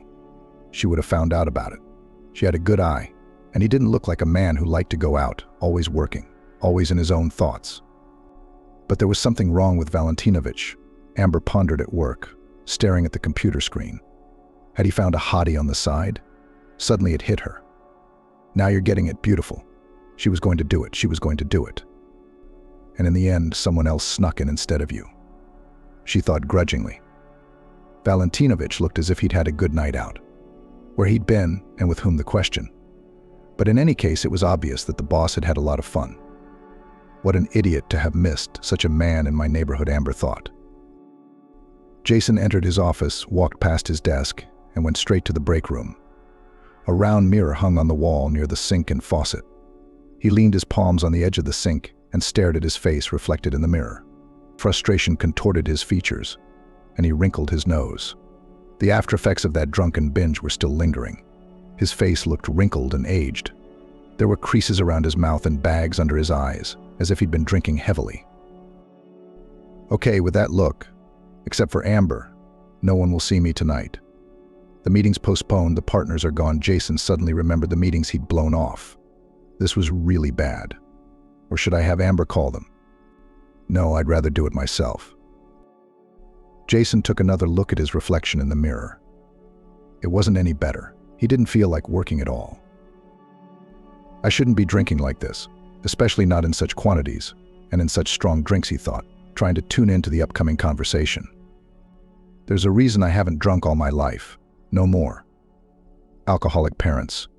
My father drank endlessly, went out, didn't want to work, disappeared for weeks. Until one day he disappeared completely. 6 months later, he was found in a roadside ditch with his head broken off. That's how my father ended his life. Mother was not lagging behind either. She didn't wait for her husband. Didn't leave the house. She drank every penny she earned cleaning and scrubbing floors in the local diner after she got her paycheck. The only thing Jason remembered from his childhood was being alone and hungry. Emily's not expensive. Eventually, she got to the point of white fever, after which she was hospitalized. Only an old grandmother, half deaf and half blind. The grandmother sat with her grandson as long as she could. Jason was sent to boarding school from time to time. I can't cope. I'm old, like bringing up children. In the end, his mom was deprived of parental rights, and his grandmother died soon after. And him, Jason, to an orphanage? Where else? So he decided after that I'd do anything, but I'd never repeat my parents' life. What was it? His parents' genes opening up. Jason thought about his unexpected drunkenness, sitting at his desk and trying to concentrate on his work. Finally, pulling himself together, he dialed the number of one of his partners and put it on speakerphone. His head was still buzzing. He wanted to sleep again. That's it, not another drop in my mouth, he decided, gathering his thoughts. Soon his partner answered. Jason turned his thoughts to business. The conversation with his partner was going to be difficult. Now it was imperative that he come up with a good reason for disrupting the meeting. Jason didn't think of himself as cunning and clever for nothing. By being himself, he had managed to build a reputation for being businesslike and practical. After a 10-minute conversation, the partner was disappointed at the disruption of an important meeting. Jason exhaled a sigh of relief. This time the unpleasantness had been resolved, but the partner had clearly hinted that there would be no second time. Whether he believed Jason's clever excuse about the car breaking down on the backcountry highway and the phone going dead, he didn't know. Probably not. But the important thing was that the meeting was postponed for 10 days. Jason had no margin for error. Lunchtime approached. After instructing his secretary, Jason decided to have lunch at an Italian restaurant nearby. His favorite lasagna wasn't working tonight. My wife's a better cook, he thought, and called the waiter over to pay. Remembering Emily, he frowned again. Girl, it's Ashley. We need to do something about her. Unlike his wife, Jason had never dreamed of becoming a father. His main dream was to become rich and successful. The experience of his own childhood discouraged him from becoming a parent by abandoning his pregnant girlfriend. He never regretted it. The fact that there were no children in their family didn't really upset him. Well, it doesn't work out. So what now? Too bad about Emily, of course. She's a good wife. Would have made a great mother, Jason thought to himself. Well, there you go, you've got a daughter. He hadn't felt any warm emotions toward Ashley since he'd been a father. All he saw in the girl was a reflection of the friend he'd abandoned years ago and her curses. Those thoughts infuriated him. Just as he was furious that his calm and reasonable wife had suddenly taken such a firm and stubborn stand on the unwanted daughter. After paying for lunch, Jason decided to drive to a facility outside of town and then home from there. Unable to trust people completely, he liked to oversee the work himself. His favorite expression was, "If you want it done well, do it yourself." Construction was in full swing. It took about 2 hours to settle business matters and check the progress of the work. As Jason got ready to go home, he was again stuck in traffic at the entrance to the city. The traitorous drowsiness had set in again. He fought sleep as he drove, wondering how he could make his daughter want to leave home. Suddenly his dream was gone. Jason remembered that the watch his wife Emily had given him the day before was missing from his hand. There, he thought, hang on now, daughter. There's no watch. And where is it? I don't know. It's a good watch, expensive. But everything the dream was gone. The traffic jam had finally moved. Jason braked sharply, and a car stopped right in front of him. He was already thinking of a plan of action, preparing to play the role of the offended benefactor of the theft. He decided to act immediately. When he pulled up to the house tonight, Jason was too lazy to put the car in the garage and left it outside. He entered the gate. As he walked down the driveway toward the house, he suddenly heard his daughter's happy laughter and his wife Emily's joyful voice, answering her. Nasty girl, Jason thought to himself, but that's all right. You won't have long to be happy. You'll leave this house and everything will be as it was before, nice and quiet. The front door to the cottage was unlocked. Quietly entering the house, Jason saw an unpleasant sight from the hallway. Emily was sitting on the couch and Ashley was standing next to her with one foot on her heel. They were laughing merrily, twirling her from side to side. On the girl's slender, graceful foot was a slipper with a small heel, the kind of shoe that young girls like to wear. Not yet mastering the art of walking in real heels, Emily looked pleased and happy as she watched the girl. What the hell is that? Jason roared.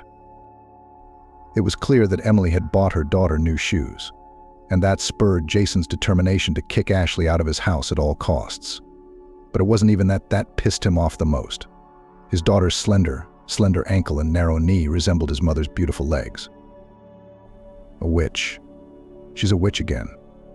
That's it. Hold on, Jason thought. Seeing her husband in the doorway, Emily quickly jumped up. Alcohol, Jason yelled. Did you know that girl is a thief? He pushed Ashley onto the couch. Take off your shoes. Now Jason ripped the shoes off the girl's feet and tossed them into the corner. Get out of here. What are you talking about? Emily shouted, pulling the crying Ashley against her. Or did you get drunk again somewhere along the way? Think what you're saying. I am thinking, the man bellowed back. These are thieves and scoundrels. You shouldn't give presents, you should call the police. He pointed to the wrist of the hand on which he usually wore the watch given by his wife. See where my watch is? Yes, your gift for our wedding anniversary. I've looked everywhere for it. It's nowhere to be found. And it seems to me that you little bum, took the watch. There's no one else. Emily was silent. Take it easy, she said. She realized that the old Jason, with whom she had been so in love and with whom she had lived the happy years of her marriage, was not coming back. She no longer recognized her husband, or simply didn't know him. Suddenly she felt bitter and tears of disappointment glistened in her eyes. How can you blame Ashley? Couldn't you have lost them yourself during your drunken binge? By the way, you still haven't explained to me where you were and why you didn't show up home like that. Until 24 hours later, Emily said, looking at her husband sternly. Where was I? I'm going to call the police right now and we're going to find out where I was, Jason yelled furiously right in his daughter's face. You better get out of the house yourself. Jason, that's enough. You already know perfectly well that she didn't do it, Emily said. Ashley clung to her shoulder in fear. She was trembling, tears streaming down her cheeks. Mom, I didn't take that watch, she said through her tears. I didn't see it. I know, daughter. And I don't doubt it, Emily kissed the girl. You don't have to leave our house, for it's not your fault at all. She's not your daughter, Jason was already dialing the police number in a blind rage. Hello, police? I've been robbed, he told the officer on duty, giving the address. A watch my wife gave me as a gift is missing. Yes, an expensive one. It's definitely not at home. Soon the police arrived. Ashley wanted to leave the house several times, but Emily dissuaded her, reasoning that her departure would look like a flight from justice. The girl trembled and clutched silently to Emily's shoulder. After interviewing Jason as the victim, the police asked Ashley to return the watch if she had taken it. The girl did not confess. The police officers then asked permission to search Ashley's room. However, the watch was neither found nor recovered. Having gone on a bender, Jason had absolutely no recollection of the circumstances under which his item might have gone missing. His intoxication had been so strong at the time that he remembered nothing at all. He kept quiet about it, however, certain that Ashley would be picked up on suspicion anyway. When they had finished questioning him, the officers told him that they would have to go to the police station and file a missing persons report. They were taking Ashley with them as a suspect. Emily was going to go with them to the station as well. Jason, she's just a kid. Look at her, Emily tried to appeal to her husband's conscience.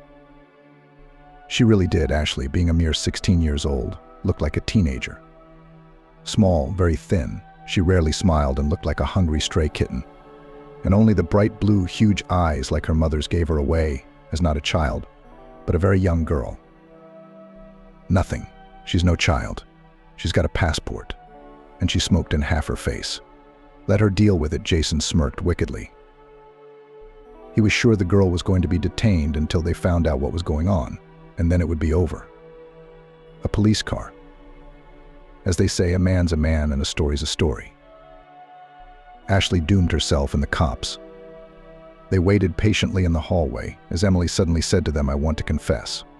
Let the girl go. I'm the one who took the watch. I had a fight with my husband. I decided to get back at him, so I took it secretly. I sold it in a back alley at the market dressed like a beggar for nothing. I don't remember to whom. I wanted to spite my husband more, because he has changed a lot lately. He became rude, started drinking. We fight about everything, so take me away. This is all my fault, not Ashley. The police officers looked at Jason in surprise and asked if he was willing to write a statement for his own wife. Jason, dumbfounded, remained silent. This was not exactly the turn he had expected. The policeman repeated the question, as if pushing them toward their new job. A walkie-talkie went off muffled in the pocket of one of them. No, of course I won't, Jason replied in confusion. One thing he realized was that the girl had managed to beat him again. With an angry, capitulating wave of his hand, a final spit, and a deliberately loud drowning in protest, he walked up the stairs to his office, went inside, and slammed the door as hard as he could. The police officers left to go about their business, realizing that the conflict was over. It was just an ordinary domestic quarrel, they decided, immediately forgetting about the incident. All the more so when an urgent call came in. A drunken brawl had broken out in a restaurant on a neighboring street, with stabbing and casualties. As the police drove away and Jason retired to his office, Emily hugged Ashley and said, gently pressing her cheek against her crying cheeks, "Don't cry, daughter. I won't let anyone hurt you now. Don't be afraid of anything and wear your shoes. Don't be afraid. And if necessary, we'll leave this place altogether. I'm quite well off without him, without a husband. My father saved up a dowry for me before Jason and I married, and now, after all these years, the money has multiplied. I've managed to invest it well in my time, so we'll be able to live on the interest it's earned. And I have an apartment. This apartment, a gift from my father, and now we rent it to a tenant. And if we want to, you and I can live in it apart from Jason. Let's go to dinner. Everything's ready. Jason closed himself in his office on the second floor, sat down at his desk in a high-backed leather chair, and thought darkly. What was happening to him now, he didn't understand at all. Always fixated on his work and thinking mainly about profit, income, and succeeding in life. He kept catching himself thinking that all of that had now taken a back seat. The well-established business that had been running for many years and was working perfectly seemed to have reacted to his current state by starting to give the first alarm signals. The unexpectedly lost tender had unpleasantly surprised Jason. What could have happened that a competitor who had always lagged behind him would suddenly bypass his company so easily? Trouble, as we know, does not come alone. It was confirmed by that wild, sudden drinking spree that had started out of nowhere during a meeting at the bar and ended with a hangover that still gave Jason a headache. Once again, a blow to his business. Missing such an important meeting when a much-needed tender had been lost. Jason clenched his fists. It all felt like the pent-up revenge of a once jilted girlfriend, as if her curses were now being fulfilled in his life. After all, it was no coincidence that this girl had shown up right now. Jason thought it was as if the girl's mother had risen from the grave like a sinister ghost and was staring at him with a piercing, witchy gaze. Jason shuddered and jumped up in his chair. He had dozed off under the weight of his thoughts and saw the frightening image as if it were real. For the first time in years, he felt like a helpless, lonely, hungry boy, like he had in his long-gone childhood. Jason felt like he was losing control of the situation. He simply didn't recognize himself. A sudden thought pierced through him. Were my affairs as good as I thought they were? In the past year, he had noticed signs of the current problems. Partners and suppliers had expressed dissatisfaction with his business practices on several occasions. Yes, he was overconfident at times. Yes, he put his own interests first, sidelining partners. But this is business, not child's play. He always justified himself the strongest man wins, and the strongest man is usually right. Not girly worries, but real business. His behavior in business matters sometimes angered others. But despite this, he got away with it. However, the tender turned out to be lost in a bad way. Jason realized how often he had risked everything recklessly, but had won until the last moment. But not now. The lost tender needed to close the budget gap had gone out of his hands. A lucrative contract with now resentful partners, and a disrupted meeting were his last hope to make things right. And that's where he went wrong.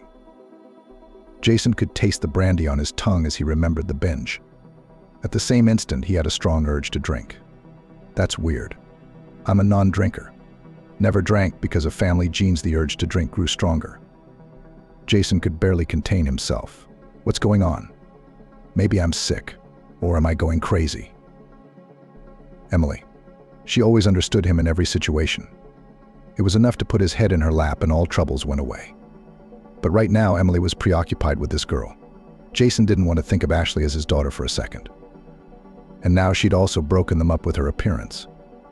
Damn the day that foul-mouthed tramp suddenly appeared in the hallway. Jason gritted his teeth furiously. Why hadn't he thrown her out right away? It was dark outside the study window. The house was quiet. Emily and Ashley went to their rooms and went to bed. Night had fallen. Jason was about to go to bed in the study, but he realized that the drowsiness that had been plaguing him all day had suddenly disappeared. Now he wanted to approach Emily and apologize for his rude behavior. Jason didn't have the courage, even though he knew he would do it. Even a wise wife would have forgiven him, and everything would have fallen into place. But the girl, she now came between them, taking all of his wife's attention for herself. Jason knew Emily would surely condition herself to accept the homeless girl as her daughter. To what the hell? He had nothing to apologize for.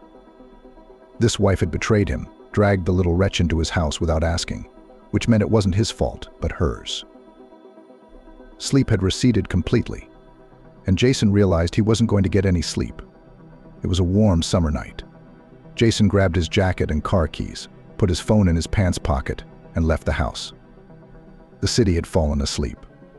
Silence took over the deserted streets. Bright stars shone in the clear sky. Jason stood outside the cottage fence, breathing in the warm night air. There was a rustle in the bushes nearby, like a small bird flitting from branch to branch. Then came a melodious sound. Just like when he was a child in his grandmother's village, Jason thought. The car was parked in its place by the gate.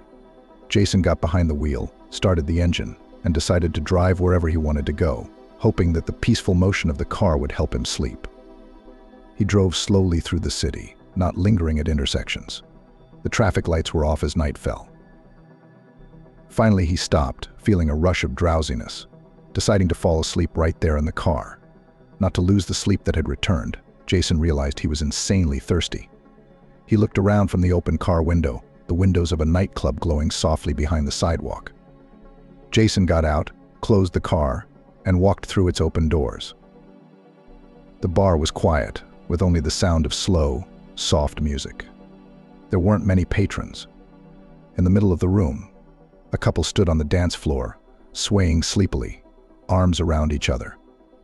Jason sat down on a high stool behind the bar and asked the bartender for a glass of cold water and a non-alcoholic cocktail with citrus juice and ice. Slowly sipping the cool drink, Jason relaxed and finally felt calm and confident. What was the big deal anyway? Scary at this point. The tender has been lost. There was an option with partners willing to invest in his project. A meeting broke down. So what?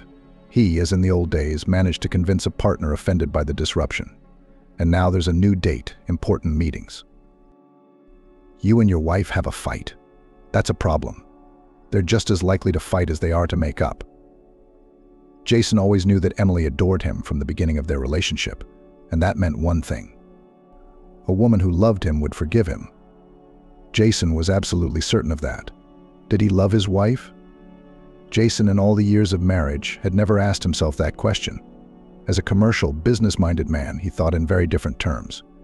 How much of anything is good for me? How much is not? His marriage to Emily he certainly considered favorable and successful for himself. After all, it was from this event that the story of his success in life began. And love. You can't boil porridge with it, and you can't put it on bread, Jason joked when the subject came up.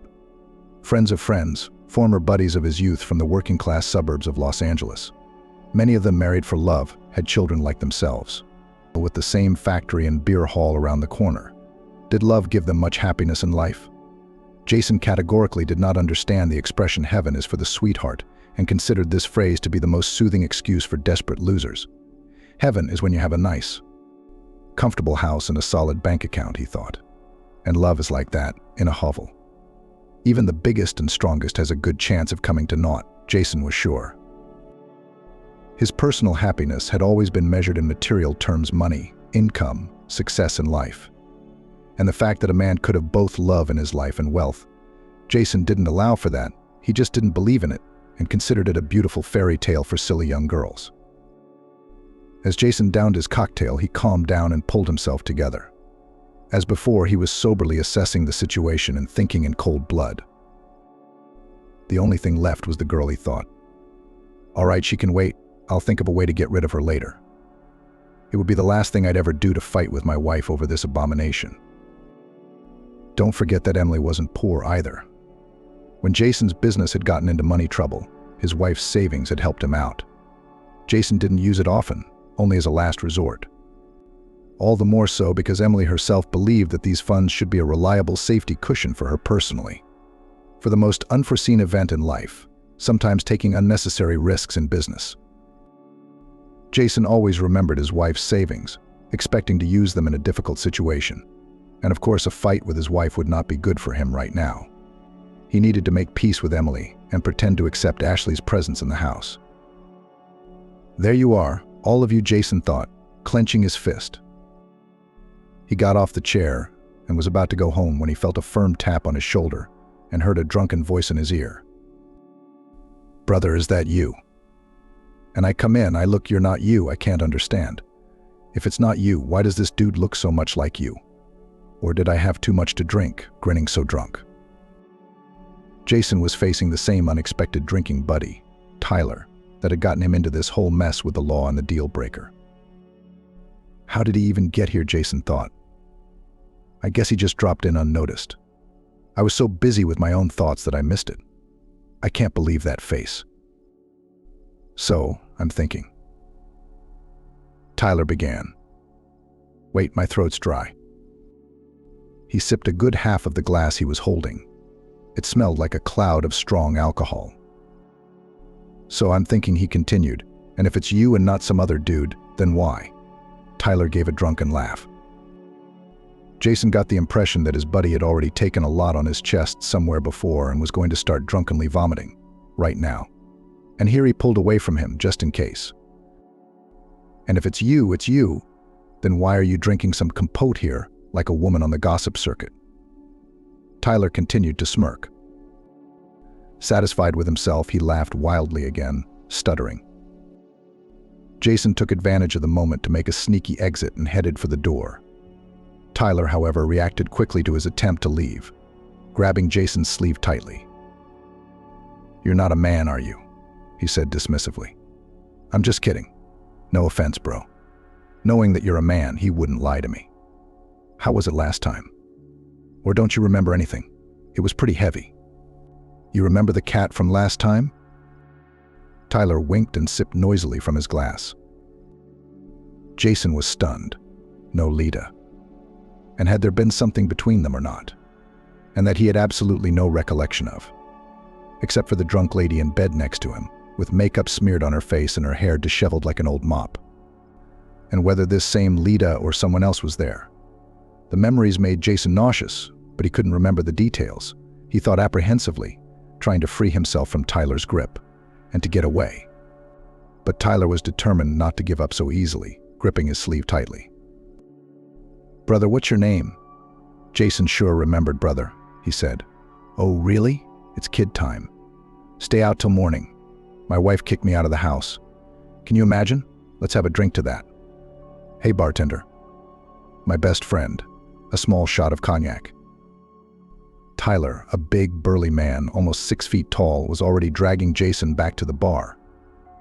Jason suddenly found himself sitting at the bar again, a glass in his hand. Well, except for a drop. Jason thought, taking a sip from the glass. Tyler was already reaching for him with a new toast and a new drink. Suddenly there was a murmur of voices at the entrance to the bar, and Jason thought he was having déjà vu all over again. "What people?" Tyler yelled. "Speak of the devil. Here come the girls. We've been waiting for you girls." Tyler winked, holding a filled glass in his hand, and wrapped his other arm around one of the new arrival's lush thighs. "I'd like to meet you, bro. This is Catherine, my girlfriend. Not just mine, though. A lot of other people's." "What's the difference? We're going out now." Jason was relieved to realize that the notorious Lita hadn't come with the group. The alcohol was starting to fog his mind, and he didn't want to leave. Well, I can always leave, he thought, taking another sip of cognac. Catherine was already seated next to him, shooting sly eyes at Jason and leaning languidly against the counter with her lush, open-chested breasts. Jason ordered her a cocktail and took a closer look at his unexpected neighbor. Catherine's face was already showing signs of a promiscuous life, and from her knowing glances, she wasn't exactly a looker. "Don't touch that." Jason was already squinting and had completely forgotten that he'd just left. Catherine glanced at his expensive suit and moved closer to Jason, inadvertently catching him with her lush bust that was fading from her cleavage. The fun was picking up. Jason was getting more and more intoxicated and couldn't stop. He felt good now, and even the slightly wrinkled look of Catherine pressed against him was not repulsive. It wasn't long before the company had had enough of the fun and decided to move on to somewhere else. When Tyler heard that Jason had arrived by car, he announced in an unapologetic tone that everyone was going to Jason's house right away, taking Jason, who was barely standing on his feet, along with him. The drunken group, led by Tyler, poured out into the street and made their way to Jason's car, taking the car keys from him. Tyler struggled to squeeze into the driver's seat. The rest of the group squeezed Jason into the back seat and barely fit in the car. Jason realized he was between two girls, one of whom was again Catherine. "Where do you live?" Tyler asked, starting the car and looking at Jason's drunken face. Do you remember your address? Jason woke up and strained his memory. His head was buzzing, but he remembered the address. The car shifted, driving the noisy group away. Jason felt sick and fell asleep. He woke to someone tugging on his shoulder. When Jason opened his eyes, he felt himself being pulled into the street and realized that the car was parked in front of a house. A light was on in the first floor window of the house. The curtains parted, and Emily looked out the window, awakened by the noise of the company. But the party was already up the stairs, taking the keys to the front door from Jason, who was barely on his feet. Tyler was already picking the lock. The drunken group, squeezing Jason between the two girls, tumbled out into the hallway under Emily's surprised gaze. Unable to believe what she was seeing, Emily, in her nightgown and negligee, stared at the scene in silence. Ashley was already coming down the stairs to the second floor, awakened by the noise. She stood fearfully on the bottom step. "Hello," Emily bowed jokingly to Ashley, and the company shouted drunkenly, "Mademoiselle, my respects. May I have your pen?" Tyler tried to grab Ashley's hand. The girl shrieked and rushed upstairs to her room. This set off another explosion of laughter. "And you must be our friend's wife," Tyler said, looking around at Emily. "He's invited us over to his place, so we're going to hang out here for a while. What about you? We've got our own refreshments. I'd like to organize some appetizers if you don't mind." And Tyler was leading the drunken party into the living room. "Get out of here," Emily said sternly, "and take your friend with you." "Ma am, this is his house too." Tyler pushed Emily out into the hallway with his fat belly. "So you're going to have to accept the fact that his best friends are here to visit. You don't want a scandal, do you?" And the young hottie, "Who is she? Is she your daughter? She might get scared. And we don't want that, do we?" Tyler looked into the kitchen, noticed the glasses, picked them up and carried them into the living room. Unable to fight the situation, Emily retreated upstairs to her room. Loudly, the heads of the company settled in the living room. The merriment continued.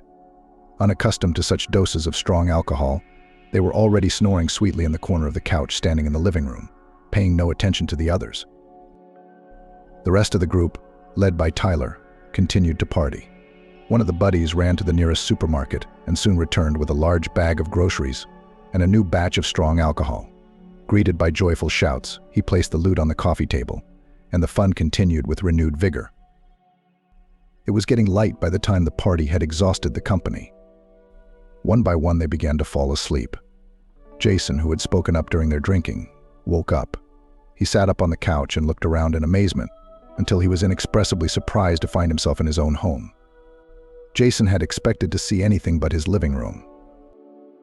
Emily clutched her head in horror. She'd seen his drunken party, and the girls too, who were not of the most exemplary behavior. Barely able to get up, Jason went to the bathroom. He threw up. He brushed his teeth and shaved. With shaking hands, he stood under the cold shower for a few minutes, trying to collect his thoughts. Jason felt small again, trembling with fear of the unknown, a boy losing control of what was happening. He changed into a terry robe and went into the kitchen to make himself a strong, unsweetened cup of coffee. The drinking buddies were sound asleep in a heap all around the living room. His wife and daughter were nowhere to be seen. After the silence had fallen, they must have finally been able to sleep soundly. Jason went up to his office, sat down at his desk and leaned back in his chair, resting his outstretched legs on it. Settling down, he adjusted himself for the workday, trying to start taking control of his life again, despite the intrusive rattling in his head. There was a wild urge to hangover, but Jason held on, realizing he'd overdone it again. This time it was complicated by the fact that his wife had seen the full extent of his fall, including the cheerful girls. How would he explain himself to her? Jason pondered and couldn't find an answer. These thoughts were interrupted by the quiet sound of the door opening. Jason lifted his head and shuddered in surprise. It seemed to him that he was more sober than his eyes had realized, a horrible hallucination. A thin, barefoot woman's foot slowly slipped through the opening. Jason went cold with horror. He thought it looked exactly like Ashley's dead mother's foot. He clutched his neck and stared at the door, as if he expected to see his former friend rising from the grave. But there was a soft laugh, and Catherine's recent drinking companion slipped through the doorway into the study. Jason was stunned at the sight of her skin glistening with water droplets. It looked like she'd just taken a shower. She was dressed in a single towel wrapped around her body, barely holding on to her lush bust. The pretty girl, swaying her hips as she walked slowly over to the table.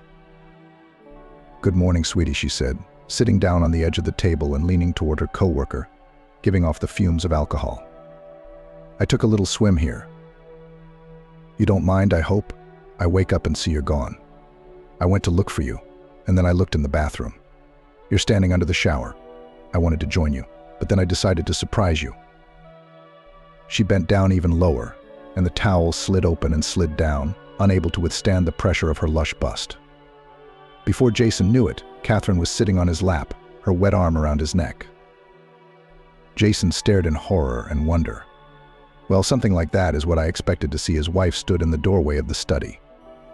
"I wanted to talk, but now I see there's nothing to talk about. That's it. Ashley and I are leaving and staying with my parents for now, and then my apartment will be available. I'll call the realtor today so we can look for a new place next month," Emily said softly and left. Jason remained silent, shocked by the situation, realizing that all excuses to his wife would be useless. Catherine, pleased with the turn of events, smiled silently, sitting on his lap and wrapping her arm around his neck, her eyes fixed on the wealthy man. This was roughly what she'd hoped for when she'd started the shower and towel story. The plan had worked. The wife was leaving for good. Finally, Jason rose abruptly from his chair, dropping the girl from his lap. "Get out of here. Go. Tell my wife that nothing happened between us and you were just kidding." "Well, quick. Who am I telling?" He dragged the girl toward the door. Downstairs, the front door slammed. Jason looked out into the yard. Emily, along with Ashley, walked outside, each carrying a small suitcase. Emily pulled her car out of the garage, got behind the wheel, drove out of the yard, and they drove off, loading the things into the trunk. Jason stood silently at the window, watching. "There, you see, you don't have to go anywhere else." Catherine, silently approaching the window, watched with satisfaction, pressed herself against her colleague and hugged him from behind, wrapping her arms around his stomach.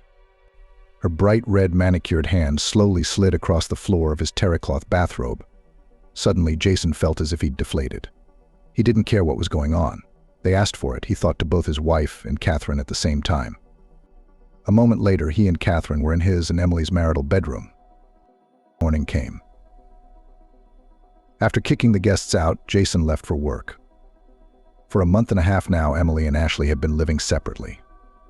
She and Jason hadn't seen each other since the fight. Jason thought about calling his wife, but when he realized that his desire to kick the girl out of the house had come true, he calmed down and changed his mind. If there was anything he cared about now, it was his own business. Jason's business was getting worse.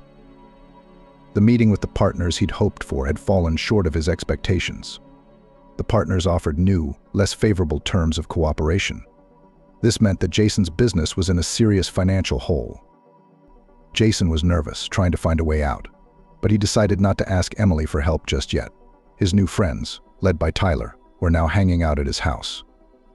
Catherine, satisfied that she'd kicked Jason's wife out of the house on any plausible pretext, was more and more likely to stay at his place for a few days. As Jason's girlfriend, she constantly asked him for money for one thing or another. When he tried to explain that he didn't have any extra money at the moment, and that his business was in trouble. Without saying a word, Catherine pulled Jason into bed, often getting her way. Jason had been planning to kick Catherine out of his life for a long time. But the obsessive and cunning girlfriend, as if reading his thoughts, always turned the situation so that her expulsion was postponed time after time. There were various reasons for this. The plumbing in the house suddenly broke down, and Catherine was faithfully on duty waiting for the locksmiths. While Jason was at work, the electricity was strangely short-circuited. And one day the girlfriend even called an ambulance to the house with suspected acute poisoning. The ambulance had pumped her stomach and advised bed rest for the next couple of days. Jason sighed. He had enough to worry about. Without her clever scheming, Jason was finding new problems to deal with. He was drinking regularly now, aided by Catherine's constant presence in his house. She was a big fan of the collar. The frequent drinking had taken its toll on Jason's appearance. Sometimes in the mornings, barely awake after a heady sleep, He'd show up at work looking like a real slacker, not having time to clean himself up after another binge.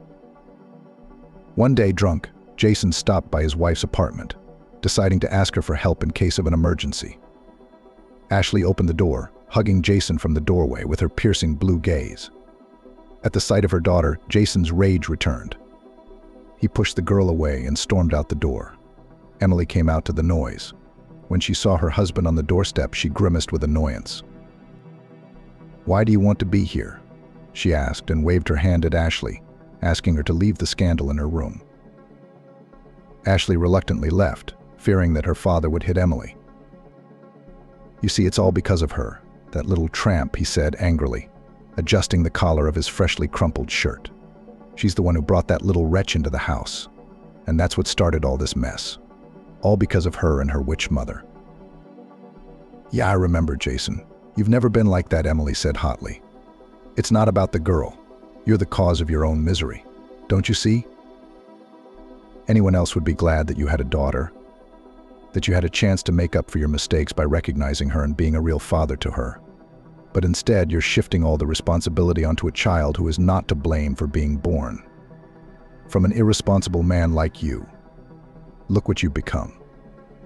Emily pointed to the mirror hanging on the wall.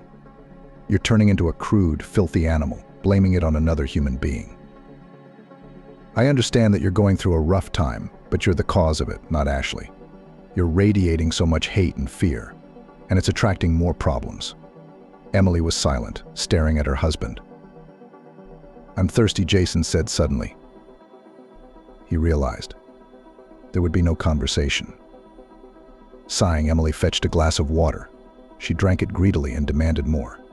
He was thirsty after last night's raucous party and Catherine working beside him.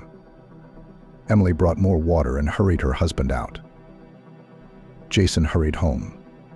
Catherine called to let him know that she was waiting for him at the table. Suddenly, he had a craving for a drink now.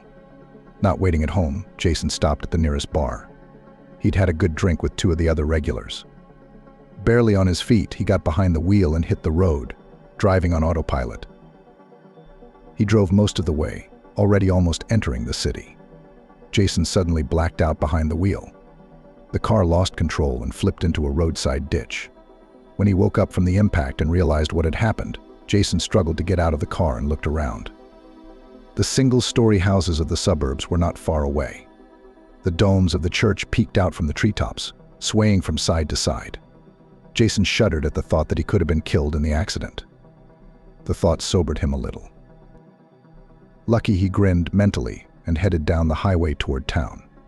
It wasn't as close as he thought it would be. When the fence of the church loomed close, Jason realized that his strength had deserted him. He sat down on the ground beneath a roadside bush and fell into a deep sleep. How long Jason slept, he did not know. By the time he reached the suburbs on foot, it was dark, the streets were empty, and Jason lay on the ground, sound asleep, unnoticed by anyone. Suddenly, his sleep was interrupted. Someone was rubbing his shoulder insistently. Jason opened his eyes and saw a face with a long gray beard leaning over him in the twilight. "Alive. Praise the Virgin Mary." Jason heard. "I saw a man lying there not breathing. I touched your shoulder. I see he's awake. Wake up, good man. You shouldn't be lying here." A passerby helped Jason to his feet. "Where are you from? Are you here? Let's go to my place for the night, and tomorrow we'll pull your car out," the man said when Jason explained what had happened to him. The man who had awakened him was a priest from the local church. When he finished his business, he locked the church and found Jason sleeping at the gate on his way home. When he brought him home, Father John, as the priest was called, set a simple meal on the table, inviting Jason to eat with him. A simple jacket potato with sunflower oil and fresh cucumber tasted better than any of the dishes in an expensive restaurant. Like his grandmother's village, he thought, setting the kettle and glasses on the table. And Father John asked, "Well, do you drink? Would you tell me what kind of trouble you're trying to get away from? It might make you feel better." Jason hesitated. He wasn't in the habit of talking about his affairs without trusting people. This priest, however, could hardly hurt him. So Jason, waving off that habit, began to talk. Father John listened in silence, not interrupting, and occasionally asking questions. Then he said, "I understand what has happened to you. If you need advice, now you listen." It was Jason's turn to listen. Surprisingly, he suddenly realized that his wife Emily had told him the same thing more than once. Father Ben was a man of wisdom and judgment. His smooth, sedate speech and old-fashioned manners commanded respect. Jason liked the fact that Father Ben did not scold him, but gently admonished him. There was no judgment in his voice. "There's a reason I was in that accident. I might not have lived to see this moment. I guess it was a sign, like I'm not living right," Jason thought suddenly. He rubbed the bump on his forehead, which must have popped up from the impact with the glass during the accident. It was late at night when Father Ben began to make Jason's bed. The priest had a service at the temple in the morning. As he lay on the rickety cot under the meager blanket, Jason felt as if he were back in his childhood. Night in an old farmhouse. The sounds of grasshoppers coming from the open window outside reminded him of his time at his grandmother's house in the country. Through his light slumber, Jason kept thinking about what Father Ben had said to him, about the events of his present life, about his wife and daughter, about the accident. He didn't fall soundly asleep until morning. Jason woke up close to noon. There were hot potatoes on the table, bread on the table, and a glass jar of milk. Father Ben had long since returned. "After breakfast I'll make tea. Here's the neighbor just in for lunch. He works on the tractor himself. Can he help you get your car out of the ditch?" "Let's go and ask him," Father Ben said. Jason suddenly remembered that he hadn't taken out his cell phone since the accident. He found it in place in his jacket pocket. However, the phone never turned on. To Jason's surprise, the car was not damaged at all and started immediately. "Apparently I fell asleep at the wheel. I slowed down and the car lost control and rolled into a ditch." "Lucky," Jason said thoughtfully, realizing that it could have ended very differently. "Remember what I told you. God gives everyone a chance." "Well, I'll keep coming back to visit," Father Ben said. Jason bade him a warm farewell and left. As he pondered on the road, he realized that everything that had happened to him lately had not been accidental. That accident, the impact of his head against the windshield, had shaken Jason from the inside out. He knew now that he needed to talk to his wife and Ashley. He also realized that he wouldn't be the same. Standing at a stoplight, Jason pulled out his phone again. To his surprise, and as if in response to his thoughts, the phone suddenly turned on, ignoring the numerous missed call alerts. Unable to wait for it for the feast, Jason dialed his wife's number and made an appointment for the evening. When he arrived at work, Jason received some unpleasant news. His partner in the project was suing him for failure to fulfill his obligations. The only thing that could stop this was an immediate indemnification of the partner's company. However, Jason didn't have the funds for that right now. As he dealt with work issues throughout the day, he thought tirelessly about how to resolve the matter, but found no solution.